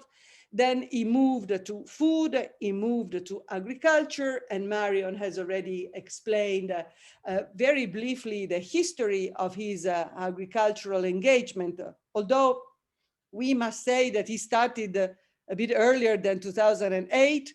He actually started at the same time on the same, with health and food, because he was the first one to support one of these new hybrid entities, public and private partnerships in food, the Global Alliance for Improved Nutrition Gain, which was created in 2001. It was actually the first of a series of public and private partnerships on food, which was created with this excuse of, basically facing and tackling the problem of children malnourishment. In all the things he does, Gates has this kind of colonialistic and patronizing attitude, which is, fakely and really disturbingly humanitarian, about the representation of the Global South, of the people of the Global South, and the suffering of the Global South that are largely produced by the economic players like that are basically the cronies he goes with, he accompanies himself with. And this kind of indulging humanitarian excuse, which is very visible also in his latest book on the climate and the climate disaster, he's the triggering excuse about moving the creation of his entities. Through GAIN, through this first public and private partnership, which Patty Randall, if she's still around, knows very well. Basically, the idea was to become champions of a significant impulse, I'm quoting, to improving the nutrition on a global scale through the fortification of food fortification, so as to have the highest impact scale. Now, this is the first attempt that Gates manages to accomplish very well, because this is what we see now today at a higher level, at a higher scale, of basically medicalizing food. And the medicalization of food, the pharmaceuticalization of food is actually the goal that he has in mind. Of course, we know very well that Gates as an entrepreneur in Microsoft, and later Gates as an entrepreneur in hegemonic philanthropy, both of which activities he carries out with a monopolist, total monopolist drive, is not the foundation of the company itself alone. It's actually a web of investments, a web of interactions, of tentacular interactions with a number of industrial sectors. You have the pharmaceutical for the health agenda and the food agenda. You have the chemical, you have the financial, you have the digital. So it's really a very articulated and almost at times impenetrable web of industrial compartments that are arranged and articulated through the philanthropic weaving that he manages so well. This weaving is a weaving of initiatives, is a institutional, is a weaving of deinstitutionalization, is a power weaving, is a financial weaving, and it's a weaving of controlling the development agenda. Certainly, COVID-19 brings us a lot of problems. It brings about a lot of problems when it comes to the right to development. I'm saying this because this does not at all, in fact, I mean to complement what Dr. Shiva said earlier about Mother Earth, Terra Madre, about the energy and the laws of nature that are our best chance to recover our possibility to live on this planet. This, all that Vandana said is very, very importantly connected to the right of development. And this is it's a new treaty avenue that is actually started. It actually was kicked off last week in Geneva at the Human Rights Council, because the billionaires, the poisonous club, as Dr. Shiva calls them, they have in mind a certain setting of development, and they think that their Western American setting of development needs to be universalized. They actually assume it's a universal approach that, you know, makes everybody happy. And it is so pathetically clear also in this book on climate, how the assumption that, you know, the model of the West that is actually brought us to this crisis should and will have to be taken up by others in the global South, because if they don't, they will be unhappy people. It's a violation of their human right not to be excluded from the Western model of development. It's such a simplistic and such a manipulating argument that he brings about when he brings the child with the candlelight, you know, while he's studying, that the question of narratives and the question of arguments and the manipulation of wording and the manipulation of explanations for what he does is so captious, is so mischievous, it's so ambiguous that unfortunately it buys a lot of the member states. It buys a lot of the member states in the North, because Gates' interests match the northern countries' interest very much, and the northern countries, unfortunately, and some of the southern countries as well that have installed major industrial complexes are now becoming the spokespeople of their own industrial sectors. So there is such a manipulation going on that is, of course, a semantic. It is, of course, a political. It is a governance manipulation. And that is what we are now seeing accelerated by the COVID-19. So while COVID, through its harsh but rational lessons, is actually telling the world to go into the direction that Vandana Shiva explained us earlier on, which has a lot of evidence. This is important to remember. There is a lot of evidence that, in fact, that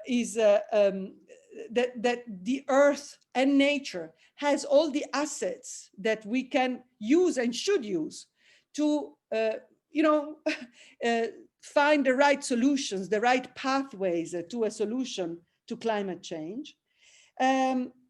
But of course, the narrative goes in a different direction.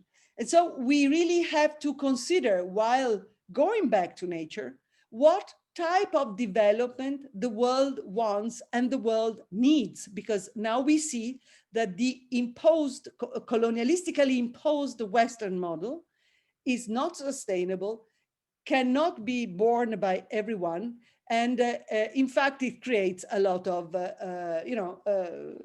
very, very difficult situations. Now, what Gates does in his book on climate, and what he does, perpetuating really what he has done on health, what he's doing with the food agenda, is what he says is that the technologies we have today, and when I use the word technology, I don't only mean, and I don't only refer to the artificial technologies that have been invented by science, because I think we can resort to some of them, we can use some of them, and I think science is not really, an antagonist of nature, not at all, if we want to keep it that way.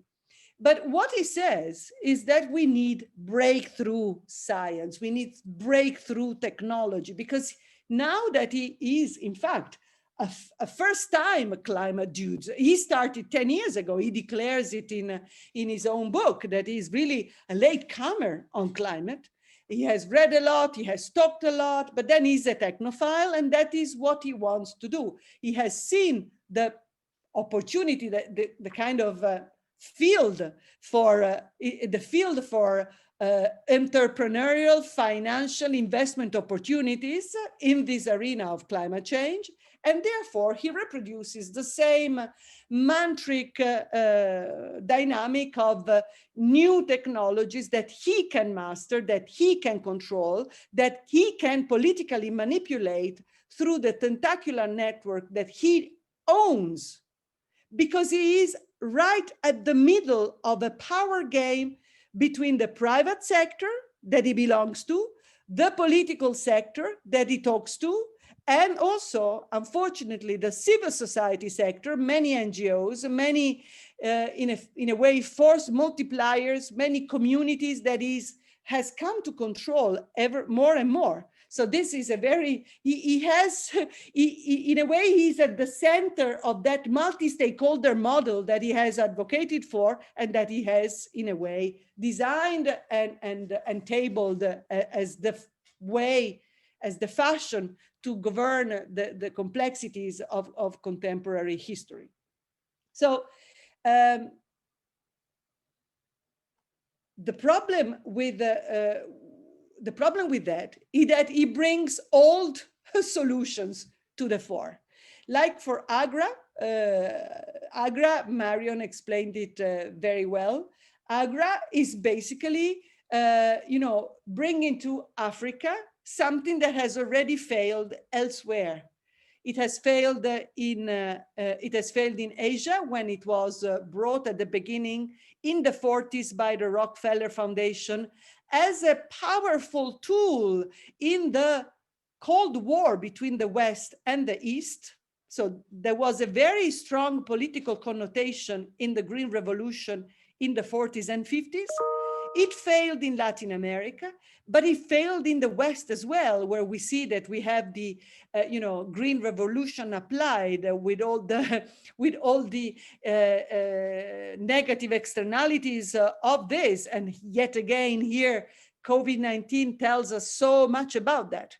In Italy, which has been the epicenter of the epidemic, of the pandemic for a while, the toll that we have had in Italy, especially in the north of Italy, despite its being one of the richest areas of the world, is precisely because the plain in the central part of northern Italy is the most polluted area in Europe and the most exploited in terms of industrialized agriculture and industrialized livestock breeding. So there is a very complex relation between the pandemic and the pollution and the devastation of nature in that area.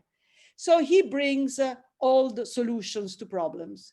He brings quick fixes that are not quick to fix, and which they classically fail, because as recent reports have told us, Agra has not kept its promises at all. It has not really delivered what it meant to deliver. But the problem, I think, in the Gates conception is not actually delivering something.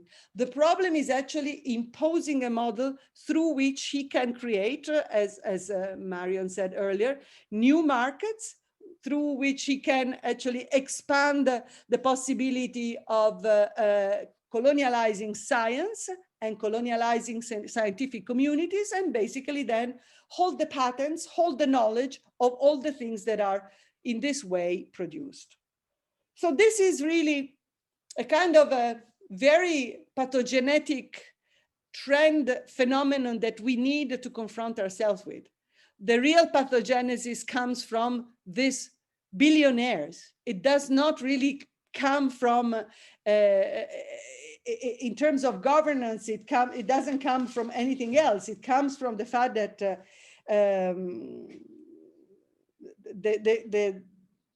the tracing, the interfacing of this model that is the World Economic Forum model.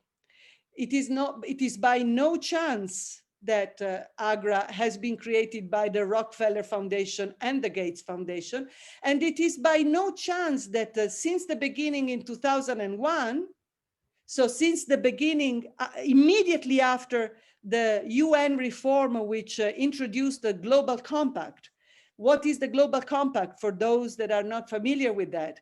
The Global Compact is practically the institutionalization of the presence and the role of the transnational corporations in the decision-making processes of the UN, of the United Nations, which has been identified by the philanthrocapitalists as the weakest in a way, and the most important in many other ways, in many other aspects, governance venue where they could intervene, they could come and start intruding with the excuse of their competence, with the excuse of their monies, with the excuse of their culture that delivers. It delivers products, it delivers successes according to their narrative.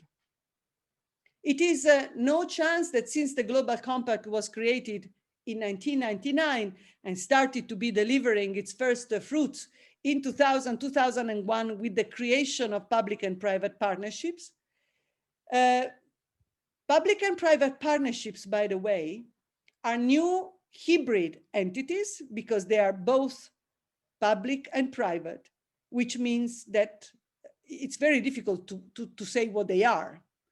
But in institution, I mean, from a contractual and from a existential point of view, so to speak, public and private partnerships are foundations that are private entities. They are private entities foundations. Public and private partnerships don't make treaties, so to speak. They don't make conventions, they make contracts, okay? So the public and private partnerships have come to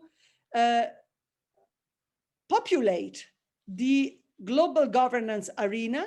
They have come to inhabit the development agenda, so much so that now, just moving for 1 second to the COVID-19 and the health subject, all the COVID response, the response to the COVID-19 is in the hands of the public and private partnerships that are actually coordinating the management of knowledge, the management of production, and the management of delivery and provision of the remedies against the COVID. So it is bad enough that the international community in the face of the first pandemic has decided to entrust into these hybrid entities the functionality of the international response to COVID-19.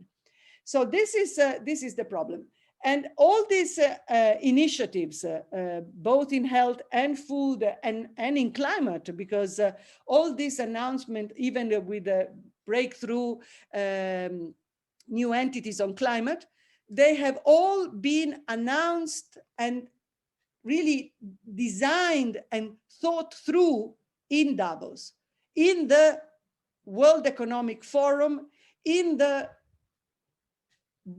are all brainchild of that environment, which is the environment of capital, of global capital, of global futures, of the global financial industry, and of the global economic players. Okay, so unfortunately, the multi-stakeholder model, the idea that we all need to be part of the solution, which is one of the tricks of the so-called open society, is delivering more and more of these hybrid entities that are really depowering and really damaging to a huge extent the role, the function, and the mandate of the United Nations. And it is so unfortunate that the United Nations signed a structural alliance with the World Economic Forum in June 2019, de facto becoming the UN itself a sort of public and private partnership. So it's really, this is the real confusion that we are confronted with. And that is what we are saying happening, what we see happening now with the Food System Summit. That is a very telling story about how the world is reacting and how the world is, the international community is reacting and preparing itself to the response of the COVID-19. The Food System Summit in itself would have been a good thing, because for a positive thing would be talking about food systems. Talking about food systems means, moving from this humanitarian approach about food, about nutrition. It would be talking about the centrality of food and the multivalent meaning of food for a society, for people, for communities, for the planet, for nature. Unfortunately, the Food System Summit is a very worrying example of how the FAO has been trapped into the World Economic Forum game that has actually taken over the summit. It has basically bypassed completely all the institutionalized entities that exist in the FAO to allow, in a democratic manner, to allow for the participation of the peasants, farmers, all the various communities moving around agriculture, for civil society organizations, social movements. They have been completely sidelined. And the whole summit is basically not only in the hands of the corporate sector and the philanthropic sector that go together, but they are also, through this Food System Summit, reshaping around the summit a new science constituency that is actually, close and clearly financed by the corporate actors, that is providing the evidence of the functionality of digital food, of artificial intelligence nutrition, of this arena of really removing people from food, dematerialization of food, so to speak. What is really the dematerialization of food, which is an amazing mystification of the reality. It's I don't have to tell this community, a total misrepresentation and really a deviation from the reality. The problem is that, the first promoter of this game is the Secretary General of the UN. Guterres, that has just been renewed, unfortunately, has appointed as the envoy to this, his personal representative for this summit, the president of the Rockefeller Foundation and Gates Foundation Alliance for Green Revolution in Africa, AGRA, that is Agnes Kalibata. Agnes Kalibata, who is the president of AGRA, and who is now acting as the special envoy for the summit, for the Food System Summit. As you may know, I'm sure Ruchi and Patty and many of you are aware, there are many webinars going on to pursue this propaganda of dematerialization of food and food systems for the future as the resource for feeding the people and feeding the planet. And it is very much linked. I will not repeat with what Vandana Shiva said. It's very much done in the name of climate change. Now, this mystification needs to be, well, denominated. It needs to be disclosed. We really need to name and shame those corporate actors that are pushing this agenda and those governments that are buying this agenda. And I also believe the UN agencies that are buying this agenda, basically, denying their very mandates. This is certainly the case of the FAO and the WHO. And I think this is something that we need to do in all possible ways, claiming that we are the food systems, farmers are the food systems, the people are the food systems, and not the corporate interests that are now taking over the agenda. There are webinars that are actually shaping new so-called civil society actors. Even they call them movements, one of which is the Global Citizen Movement. It's a totally artifact so-called movement. It's a bit of a repetition of what we saw in the past years with the Sun movement. Now, the language is very important because they really take a lot of this, civil society language into their propaganda literature. And they confuse a lot of people. They confuse governments. They confuse a lot of representatives and delegates who only now, a bit late, are starting to understand what this scenario is provoking. And this is really very worrying. There will be a pre-summit in Rome at the end of July, where basically most of the negotiations will be finalized. And then there will be the summit, complementary to the UN General Assembly in September in New York, where there will be the kind of the big charade of the Food System Summit, which, although is conceived of as a one single day, will have a legacy of its own, because now they have all these different tracks, food tracks, which will continue after the summit to really define the great reset of the World Economic Forum around food, which, as I said earlier, will continue to have an enormous impact on the climate and will continue to have an enormous, and unpredictable impact on health. Because in fact, we, all these, precaution principles, or all these ideas of respecting, I mean, it's actually reinforcing this dichotomy between the artifact of humankind of manufacturing and the reality of nature. So it's this form of artificiality brought about as the solution to the problem. And I think this is part of the immunopolitics that are being built after COVID-19. So I don't have the time here to expand, but all this artificial design about food in the hands of philanthrocapitalists and the corporate sector goes hand in hand with the extreme health securitization that is going on the pandemic treaty and all the pandemic discussions going on in the WHO, and is actually very much, both of them, health and food, connected to the accelerated and enhanced design of digitalization of our human rights and planetary rights, after those rights have been first commodified, then financialized, and now they will be totally digitalized. So we really need, and I finish, we really need to be very alerted about all these things going on.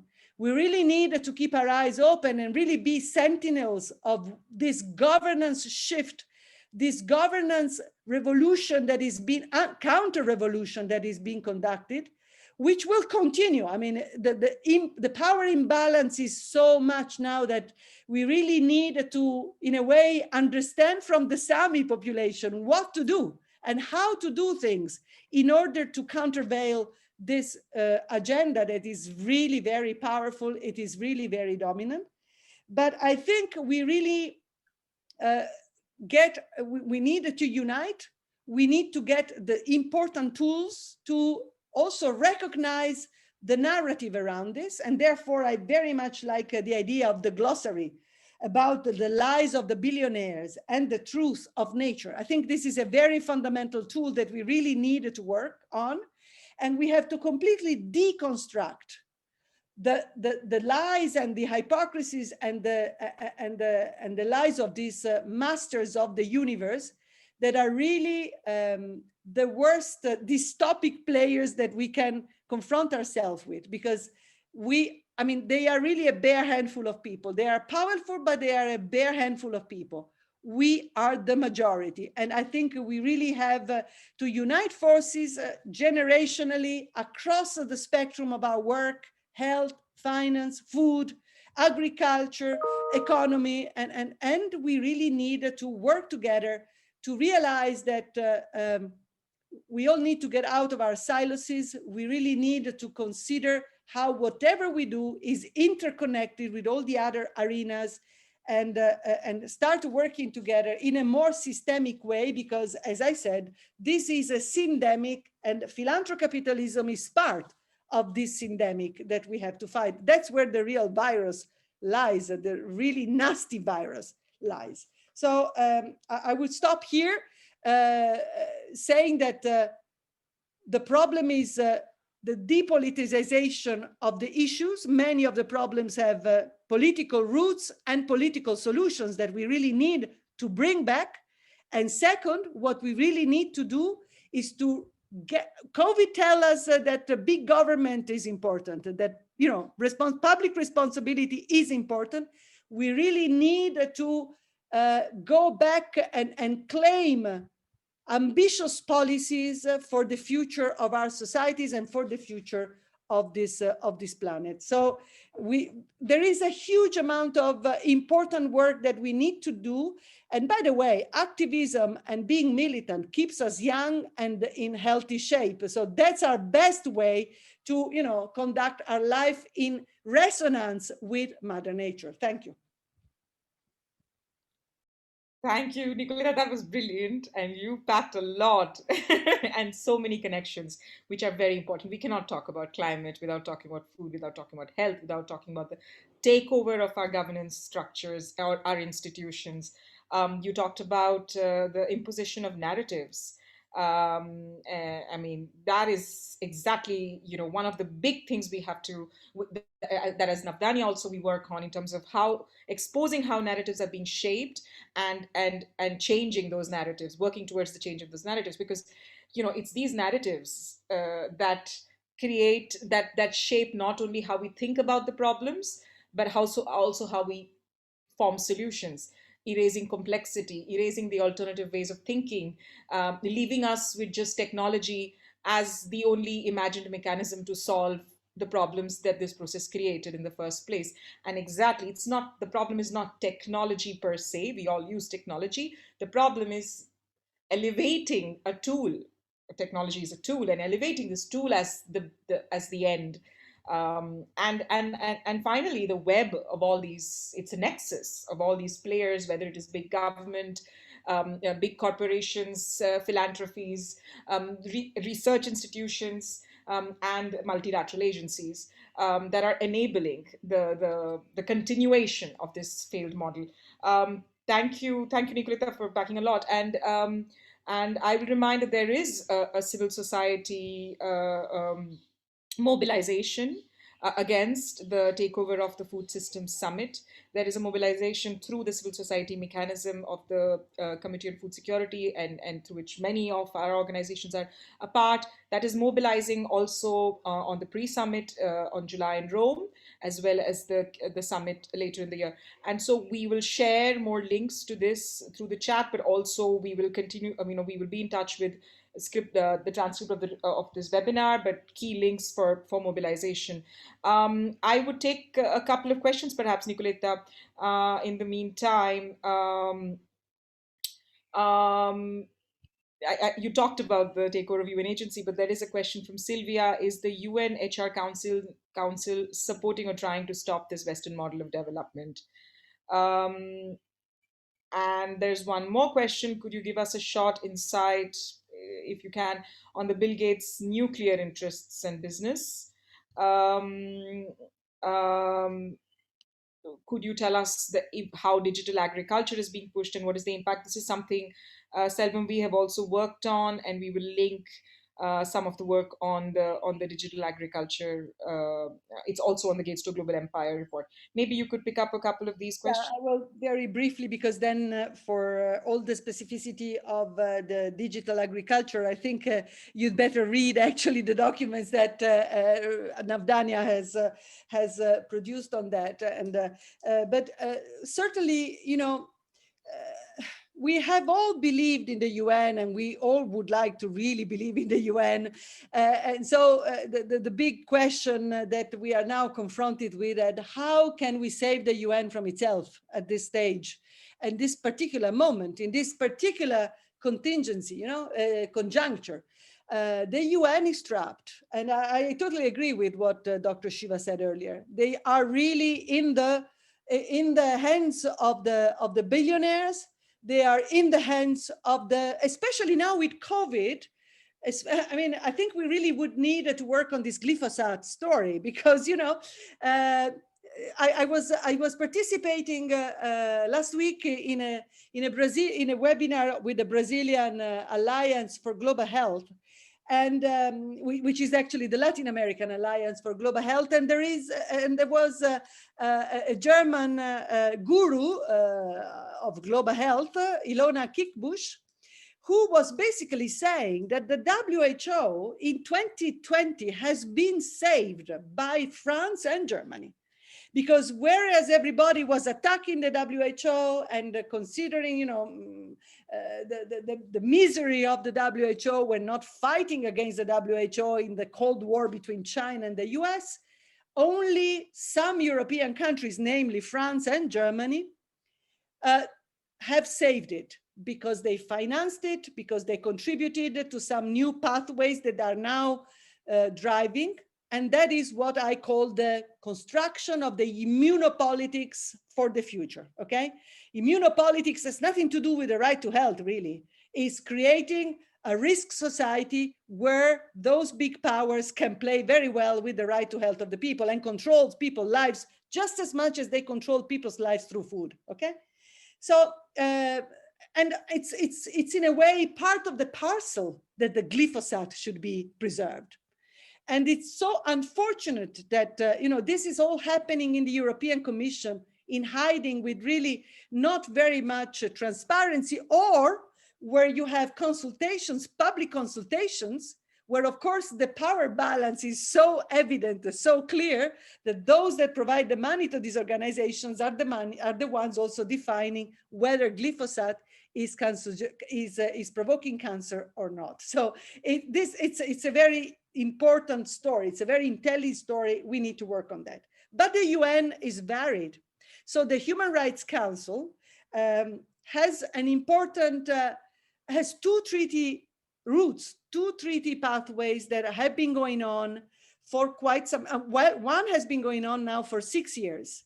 And it's the treaty on the legal responsibilities of transnational corporations when it comes with the human rights agenda. So the idea is to shift from the regime of voluntary guidelines and voluntary measures in managing business and human rights, and moving to a binding instrument that will actually make us forget the social responsibility of companies. That is a wonderful excuse for a lot of green, pink, whatever washing, and move to a legal responsibility of companies with clear rules and details of compensations for the victims, with legal binding instruments so that companies don't get away with a fine, which is pretty budgeted already in their balance sheet and doesn't change the situation at all. So this is an important route,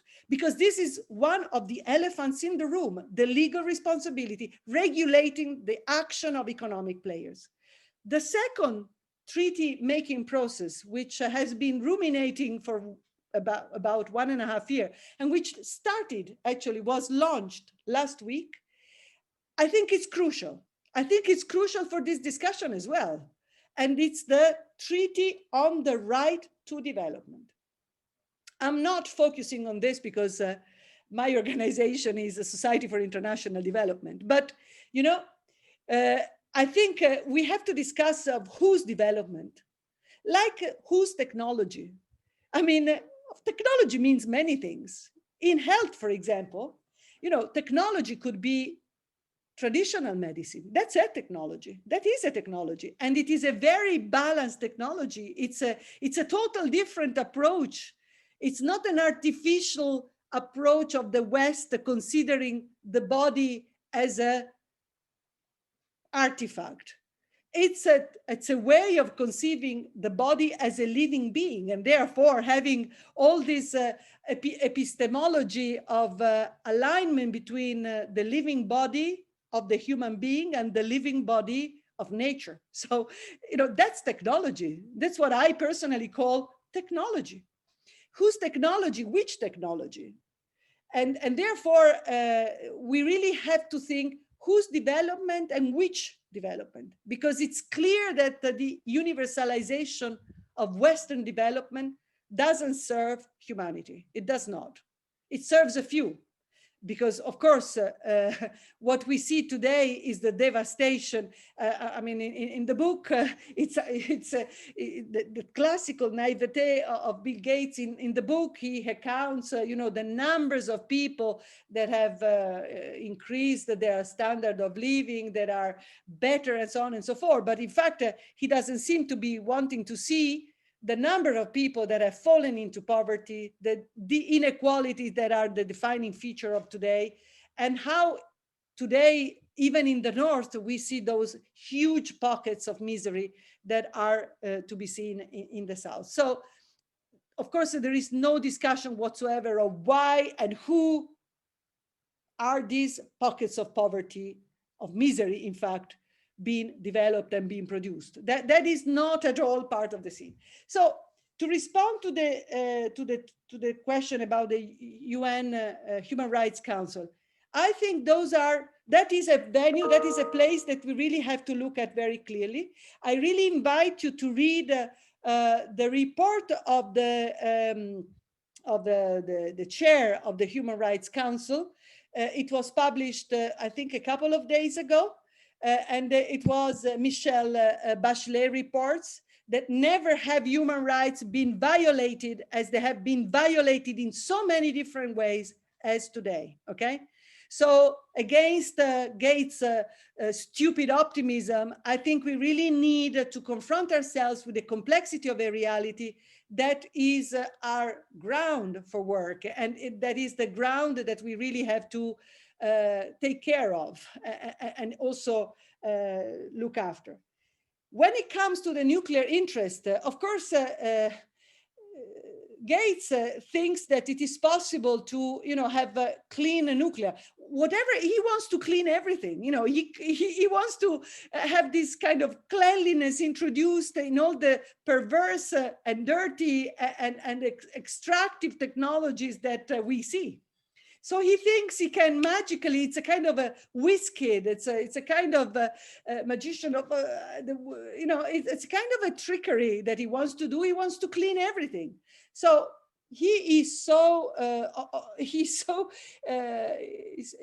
so kind of naive in this discourse that in fact, he thinks that now we have such a disaster provoked by nuclear wastes, nuclear energy that is no longer fashionable, so much so that even the countries that adopted it are dropping it, that he wants to kind of recycle and clean all this amount of dirt that has been produced by nuclear energy, and clean it and use it.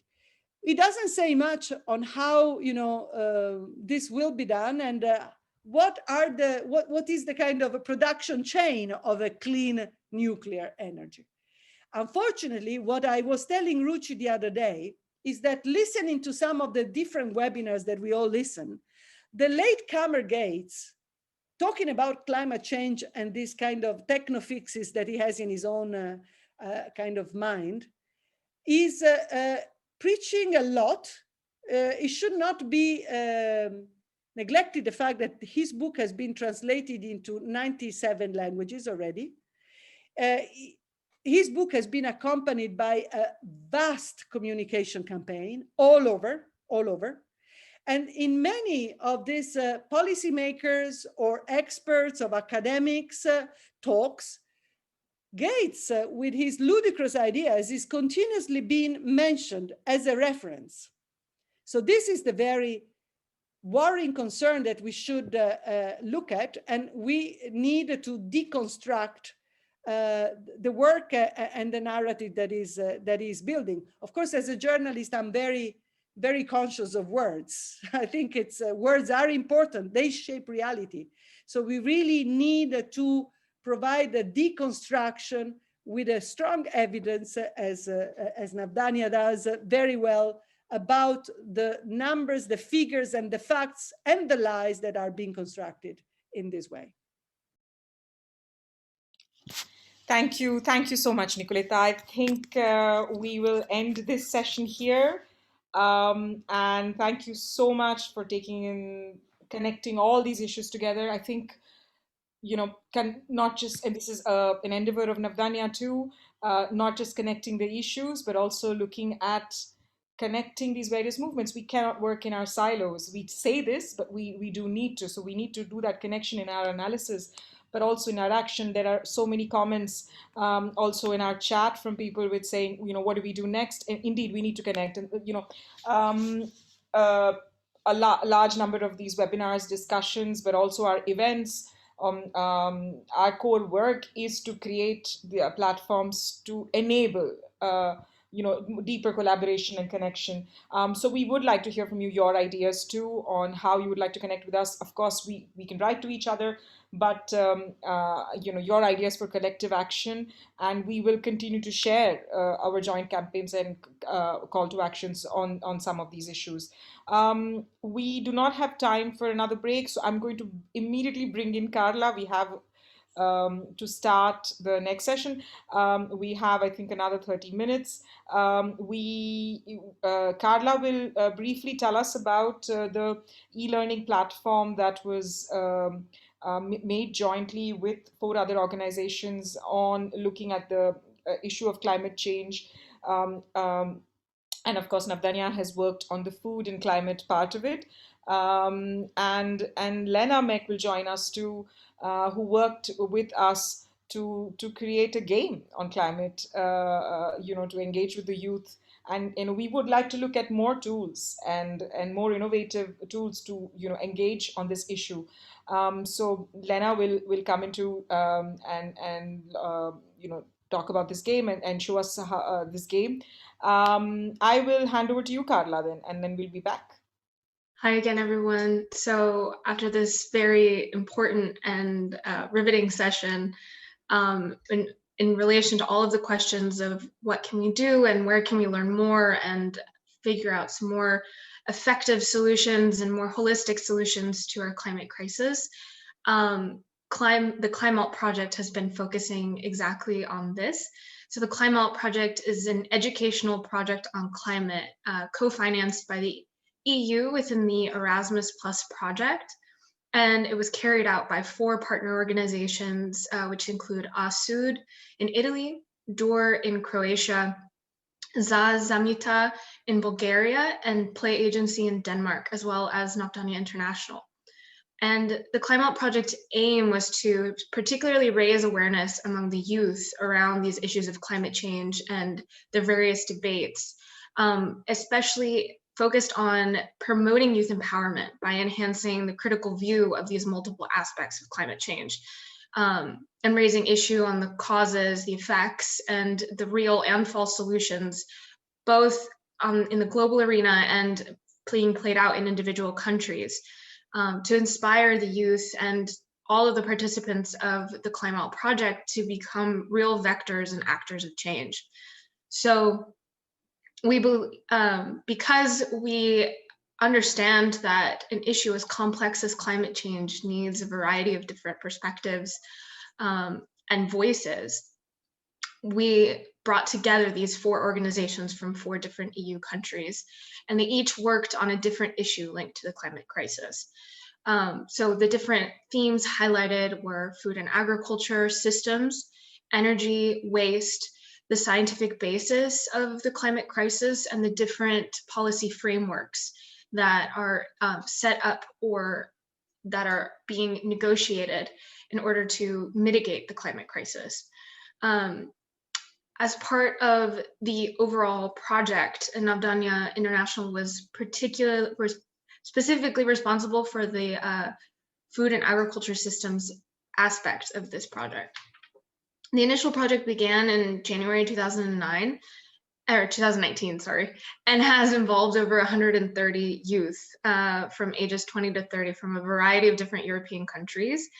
And the activities that they were involved in was an online course with a certification for completing the course, 4 different thematic webinars, different youth trainings, and so on. So here you can start to see the online course that was part of the project. So the online course is available in 4 different languages, in English, Bulgarian, Croatian, and Italian. And after the success of the online course through the initial project, it has now become an open e-learning platform available to anyone and everyone who wants to learn more about these issues. And its purpose was to capacitate any trainers on climate change issues, youth workers, youth, educators, activists, concerned citizens. And the intention was to sort of help build this knowledge around the different stakeholders involved, as well as exploring innovative experiences and concrete local examples and concrete local actions that can be taken for climate change. So each module of the course, it contains different video lectures, quizzes, readings, and 1 assignment for each of the modules.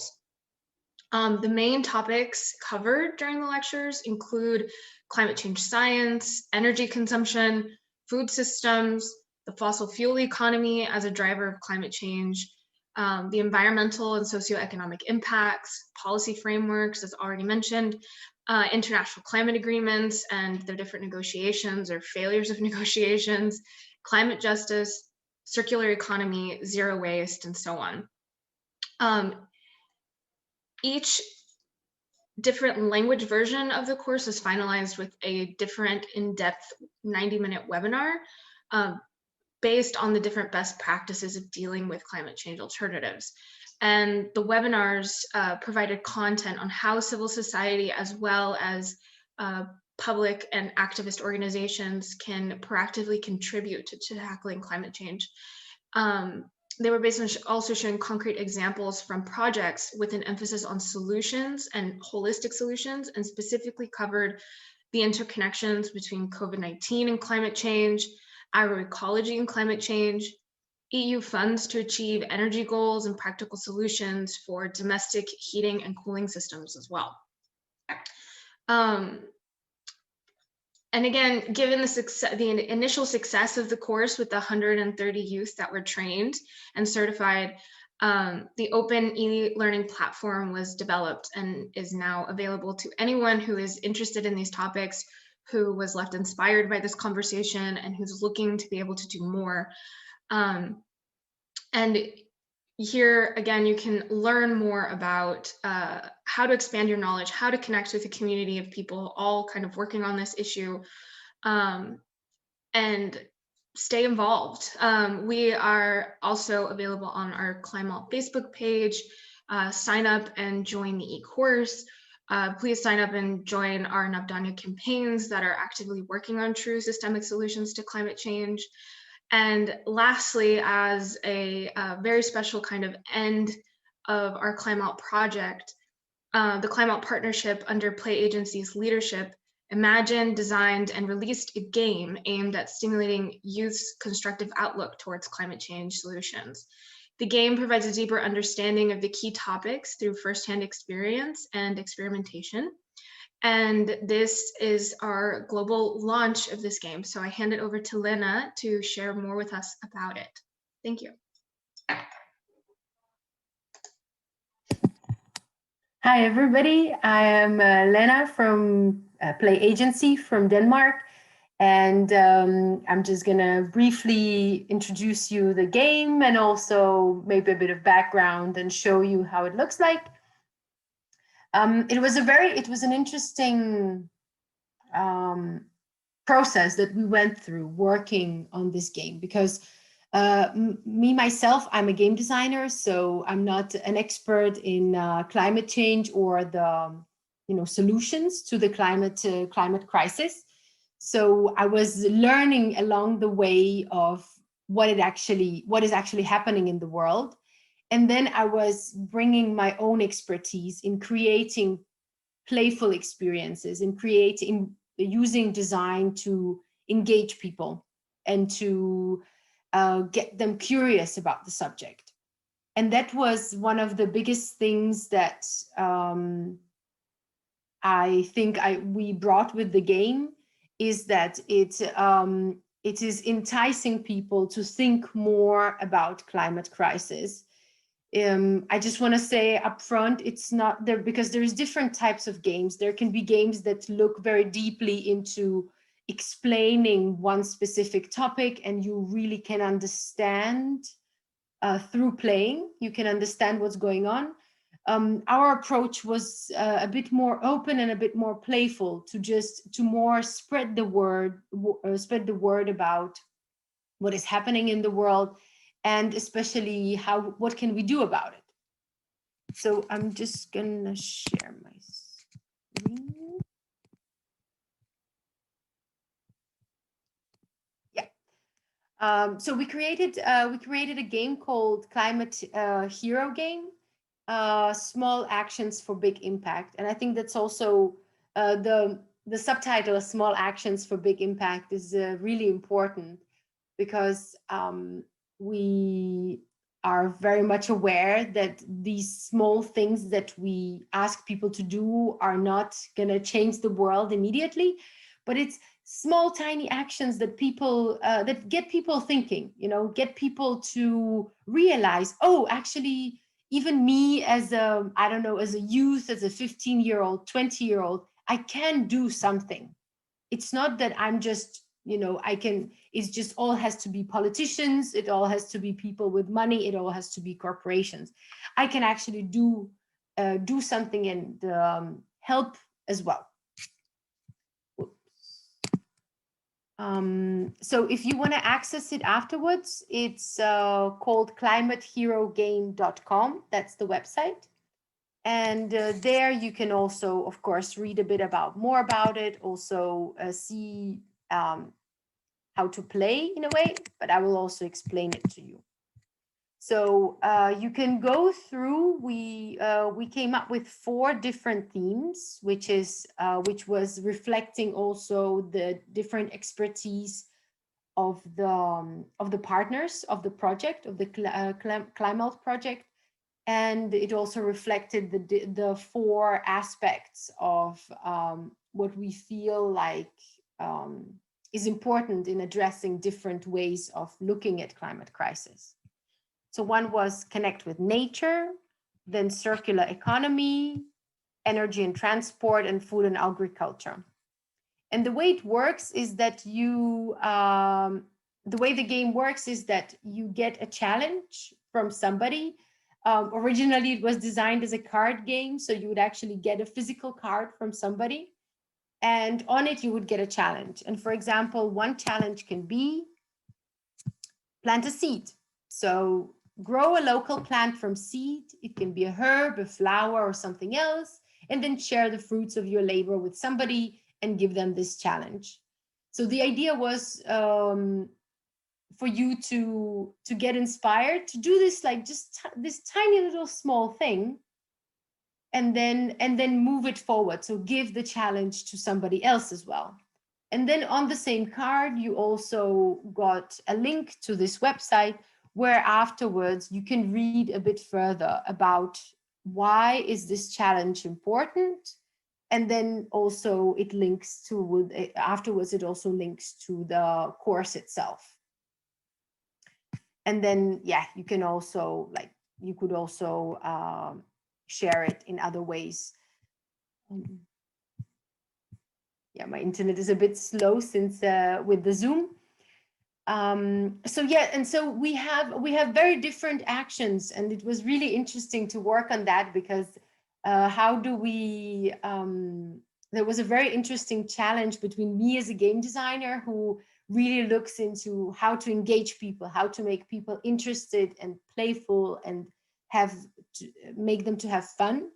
And on the other hand, we had people from the from the different organizations, of course, and their goal was to share the knowledge, to actually give people real actions that actually have real impact. So we have different levels, one would say, of actions. So for example, it is plant a seed, go for a walk. That one is that we invite people to go for a walk and collect trash on the way. But then it can also some of the actions are like join a movement. So join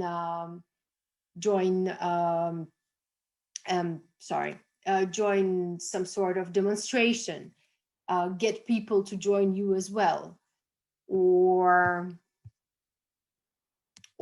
compost, for example, or calculate your footprint. So these actions were very different in different levels. And I invite you to just check them out, check it out on the website called climatehero.com.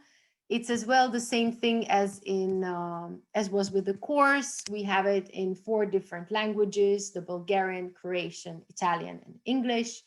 And you're welcome to have a look, get inspired for your own actions, share them with others. Or just if you're just curious, you can also just see the background information of them to learn more about the different aspects of how you can also help change the world, basically. Thank you.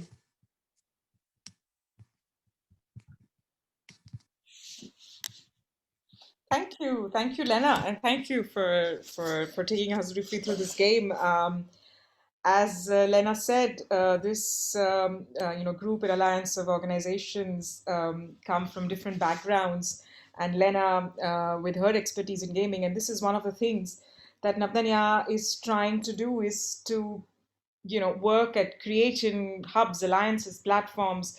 A reason for some of our discussions and webinars is also that, is to create these platforms where groups who would normally not have an immediate stake in, or seem to not have an immediate stake in each other's interests, can find a common ground and converge. And this is really what we're talking about also in the discussion today on Zoom. So many of us are doing a lot of action on the ground, a lot of local action on the ground, and what is our challenge to connect this local action into an integrated movement. Issues like climate change, do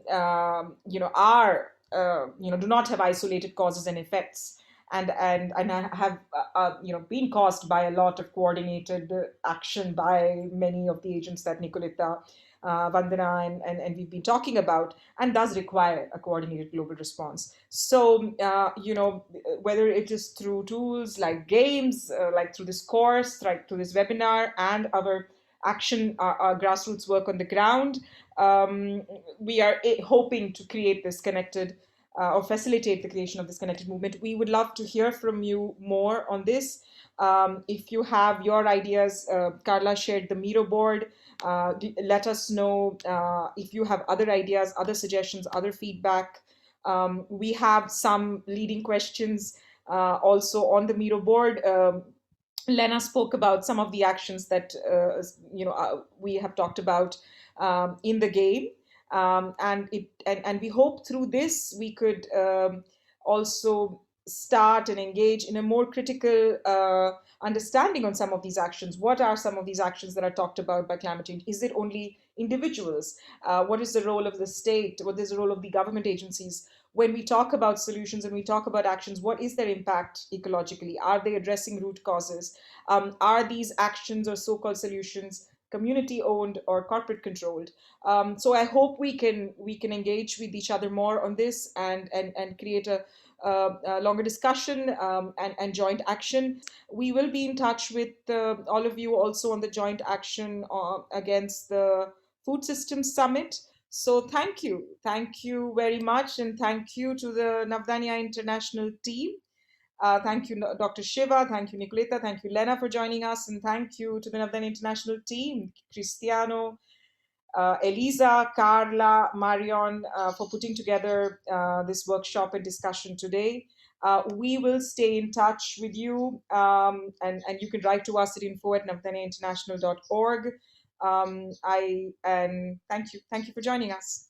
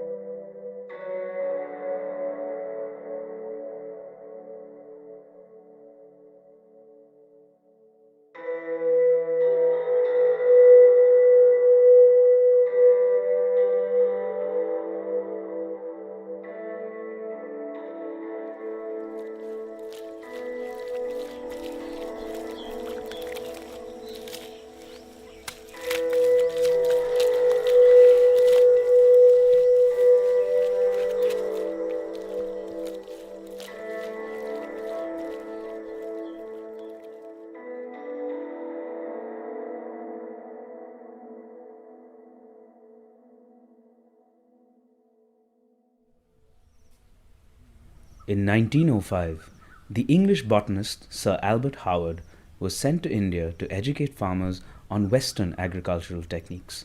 Upon observing the traditional practices by Indian farmers, Howard soon realized he had far more to learn from them. At the center of his discovery was the relationship between soil health, fertility, and the entire ecosystem, something that industrial agriculture was beginning to overlook. Howard said, "The health of soil, plant, animal, and man is one and indivisible." We're always amazed because even farmers or gardeners or anybody, general lay people, we never really have this discussion about the life in the soil, what's going on underneath the ground. And just as there's a complex web of life above the soil, there's just as much going on below the soil. But we never interact with it, we never see it, mostly because it's happening on a microscopic level. Well, mostly because it's under the ground and we're not looking under the ground.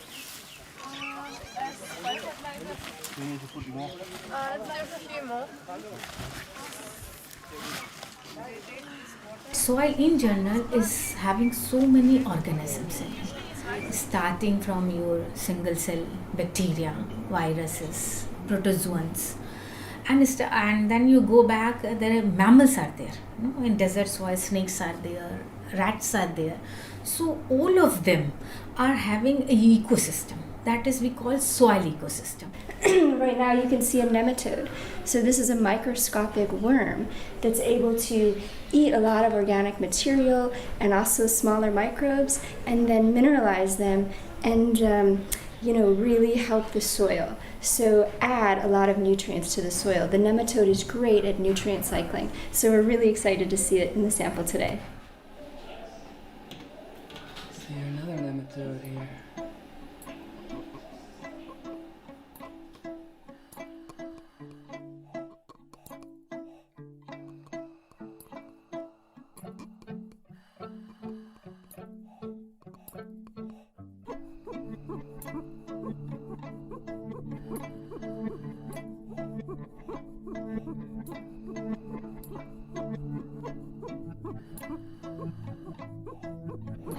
Then I say about the size and why we started working in the desert on microarthropods, which we cannot see through our eyes.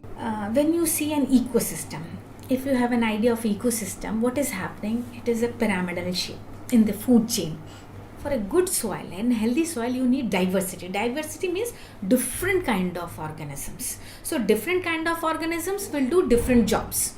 We index them. It is a numerical number based on their functioning, activity and the morphology. So which soil gets the highest index number, we take it as a healthy soil, is a fertile soil, and the crop will grow on it. Sufficient microbial population should be there in any soil. The organisms which is helping, their population should be there. If they are lacking, then other organisms which is not beneficial, that will kill them actually. You see, we are concentrating on organic farming mainly to build up carbon into the system, as well as to increase the enzyme concentration, and that way we are also making plants more active so that we need not have to feed much nutrient from outside. That way we can reduce the fertilizer consumption.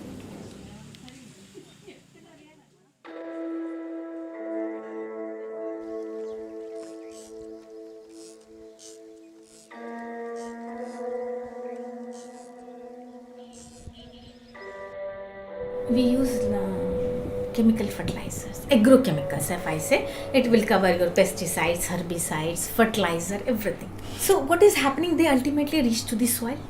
They go to your below ground water bodies because leaching will be there. What we spray on the plants, of course they go, they decomposes with the sun rays, but most of the amount leaches out in the soil. So when it reaches soil, soil chemical nature is affected. These organisms die and fertility is affected. Danger तो है ही है जी, क्या किया जाए।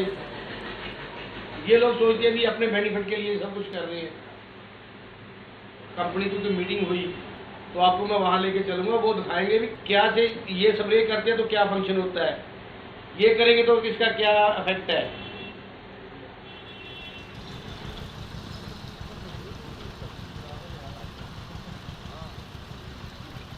आने वाले दिनों के लिए यह है कि लोग इतना डालते रहेंगे तो आगे आगे लुकारी ज़मीन बर्बाद होती जाएगी। ये जो वो हो रखा है, ये केमिकल डालना बंद हुआ, वो सबसे अच्छा है। हम लोग 3 महीना भी यहाँ पानी में रहते हैं, तब भी हमारे हाथ पैर इतने ख़राब नहीं होते जितने हमारे शुरू में पहले साल हुए थे।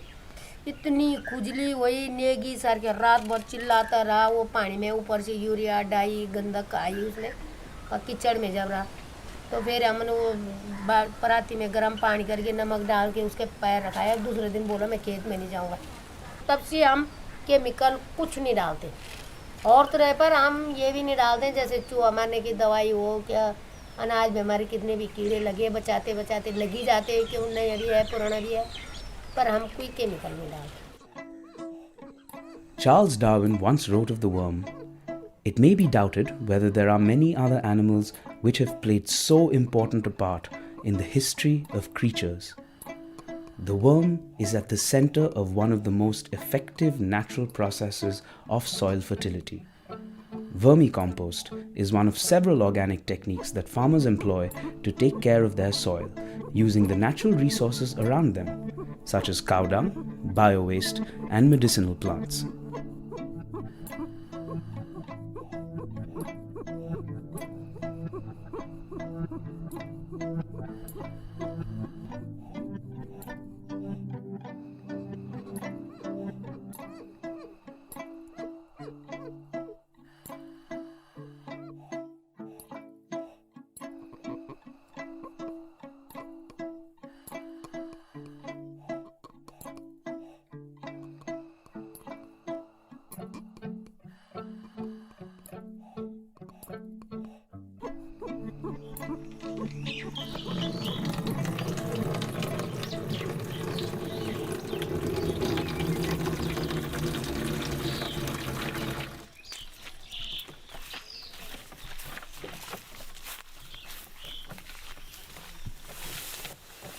ये अपने घर की उसकी खाद के डंगरों के साथ जो अपने डंगरों की खाद बनाते हैं, तैयार करते हैं और खेतों में डालते हैं। और इससे एक फ़ायदा और है, इससे जो जैसे क्या क्या रासायनिक खाद डालते हैं उससे खेत, जैसा अभी हल लगा रहा हूँ मैं, तो हल जोतने में दिक्कत होती है, सख्त हो जाती है मिट्टी, ऊपर की जो परत है ना वो सख्त हो जाती है। और जो गोबर की खाद डालते हैं उसमें नमी रहती है, ज़्यादा नमी रहती है और फसल भी अच्छी होती है।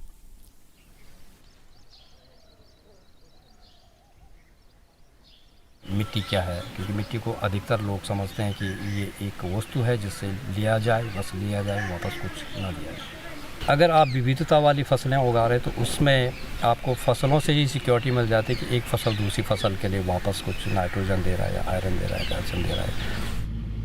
Due to its dependence on fertilizers, pesticides and oil for farm machinery, current industrial systems of monoculture are responsible for 1/3 of the global greenhouse gas emissions, as well as the increasing contamination of our soil and water with petrochemicals. The destruction of soil structure and soil life poses grave threats to the quality of farming and to our biodiversity and climate stability. In organic farming, the plants in soil are more active, extracting and fixing atmospheric carbon and nitrogen through natural processes. The soil is healthier without chemical inputs, and greenhouse gas emissions are reduced. There is more moisture, more nutrients, and the ecosystem protects itself through its own biodiversity and creativity.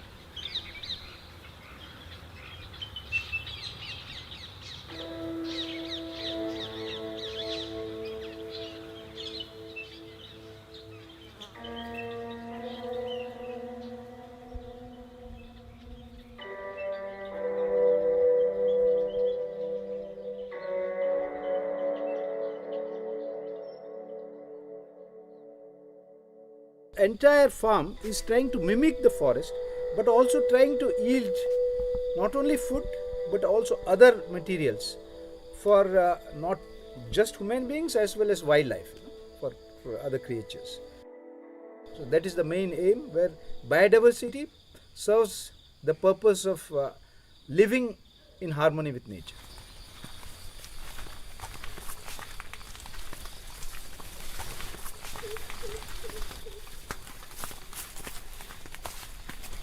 What the people have done in this region is evolved a system of farming in which the soil nutrients are able to maintain the fertility for last 1000 years. So what we have to do is, because of the heavy rainfall in this region, all the rainfall will leach away, take away the topsoil and the nutrients. So any work to work with the soil and farming, we need to see that this soil is preserved. So mulching is very important. Second, it is the organic material which goes in, and that is very important in order to hold the moisture. So it is mulching, as well as when we put that dead material, when the rainfall is heavy, it doesn't wash off, it just protects the soil, binds the soil there itself. So it is a multiple purpose. It puts back the nutrients as well as it protects from leaching away.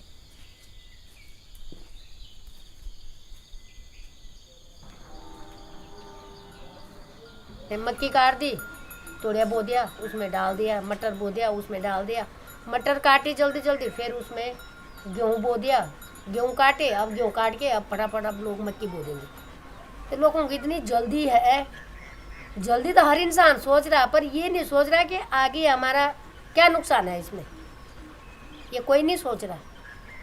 खाली ये सोच रहे कितना उगा सके, हम कितना उगाएंगे, क्योंकि फर्स्ट चल रहे हैं ना, आगे आगे आगे आगे। ये नहीं देख रहे कि ज़मीन कितना नुकसान हो रही है इतना जल्दी जल्दी। थोड़ा उनको ज़मीन को भी तो थोड़ा रेस्ट चाहिए। जैसे हम लोग काम करके थकते तो हम भी तो बोलते थोड़ा आराम करेंगे, तो ज़मीन भी तो कुछ दिन आराम चाहिए उसके लिए भी, तभी तो वो सही रहेगी।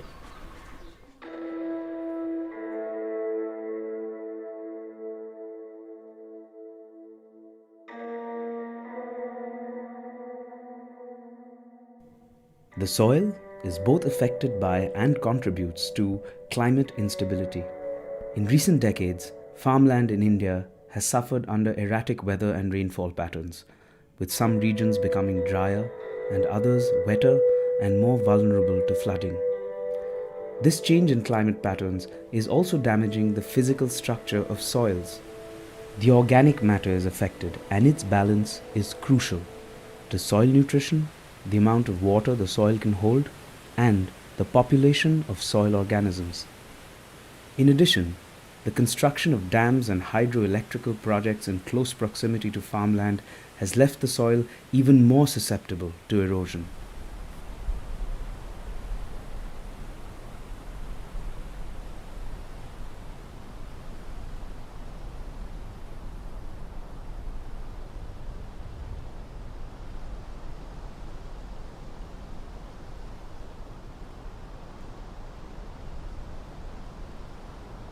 The future of our ecology rests in understanding the links between farming practices, the health of the land, and the stability of our climate.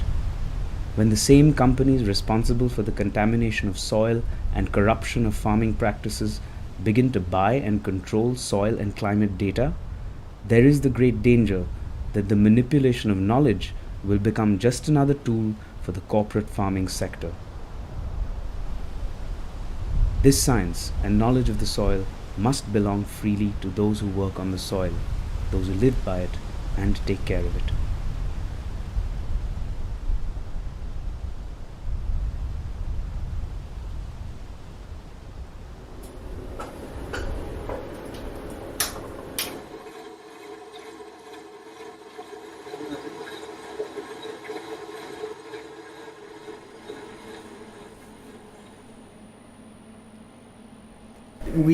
With the microscope, you can take a sample of chemical soil, you can take a sample of organic soil, and the farmer doesn't need to be able to read or study. He can just simply see the difference, that in one there's not much going on and the other is just bursting full of life. So what we like to do is we have the discussion about what is in the soil, how that helps the plant, and then really to drive it home with just the simple demonstration of chemical soil versus organic soil so they can see the difference.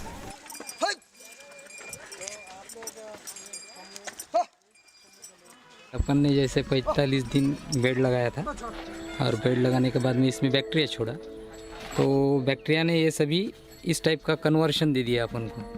यानी ये convert होने के बाद में इतना अच्छा खाद, यानी जो पोषक अपने ज़मीन के लिए होना चाहिए, और सभी यानी इसमें एजोटोबैक्टर, राइजोबियम, ट्राइकोडर्मा, सभी प्रकार के इसमें बैक्टीरिया है कि जो अपन को पोषण देते हैं।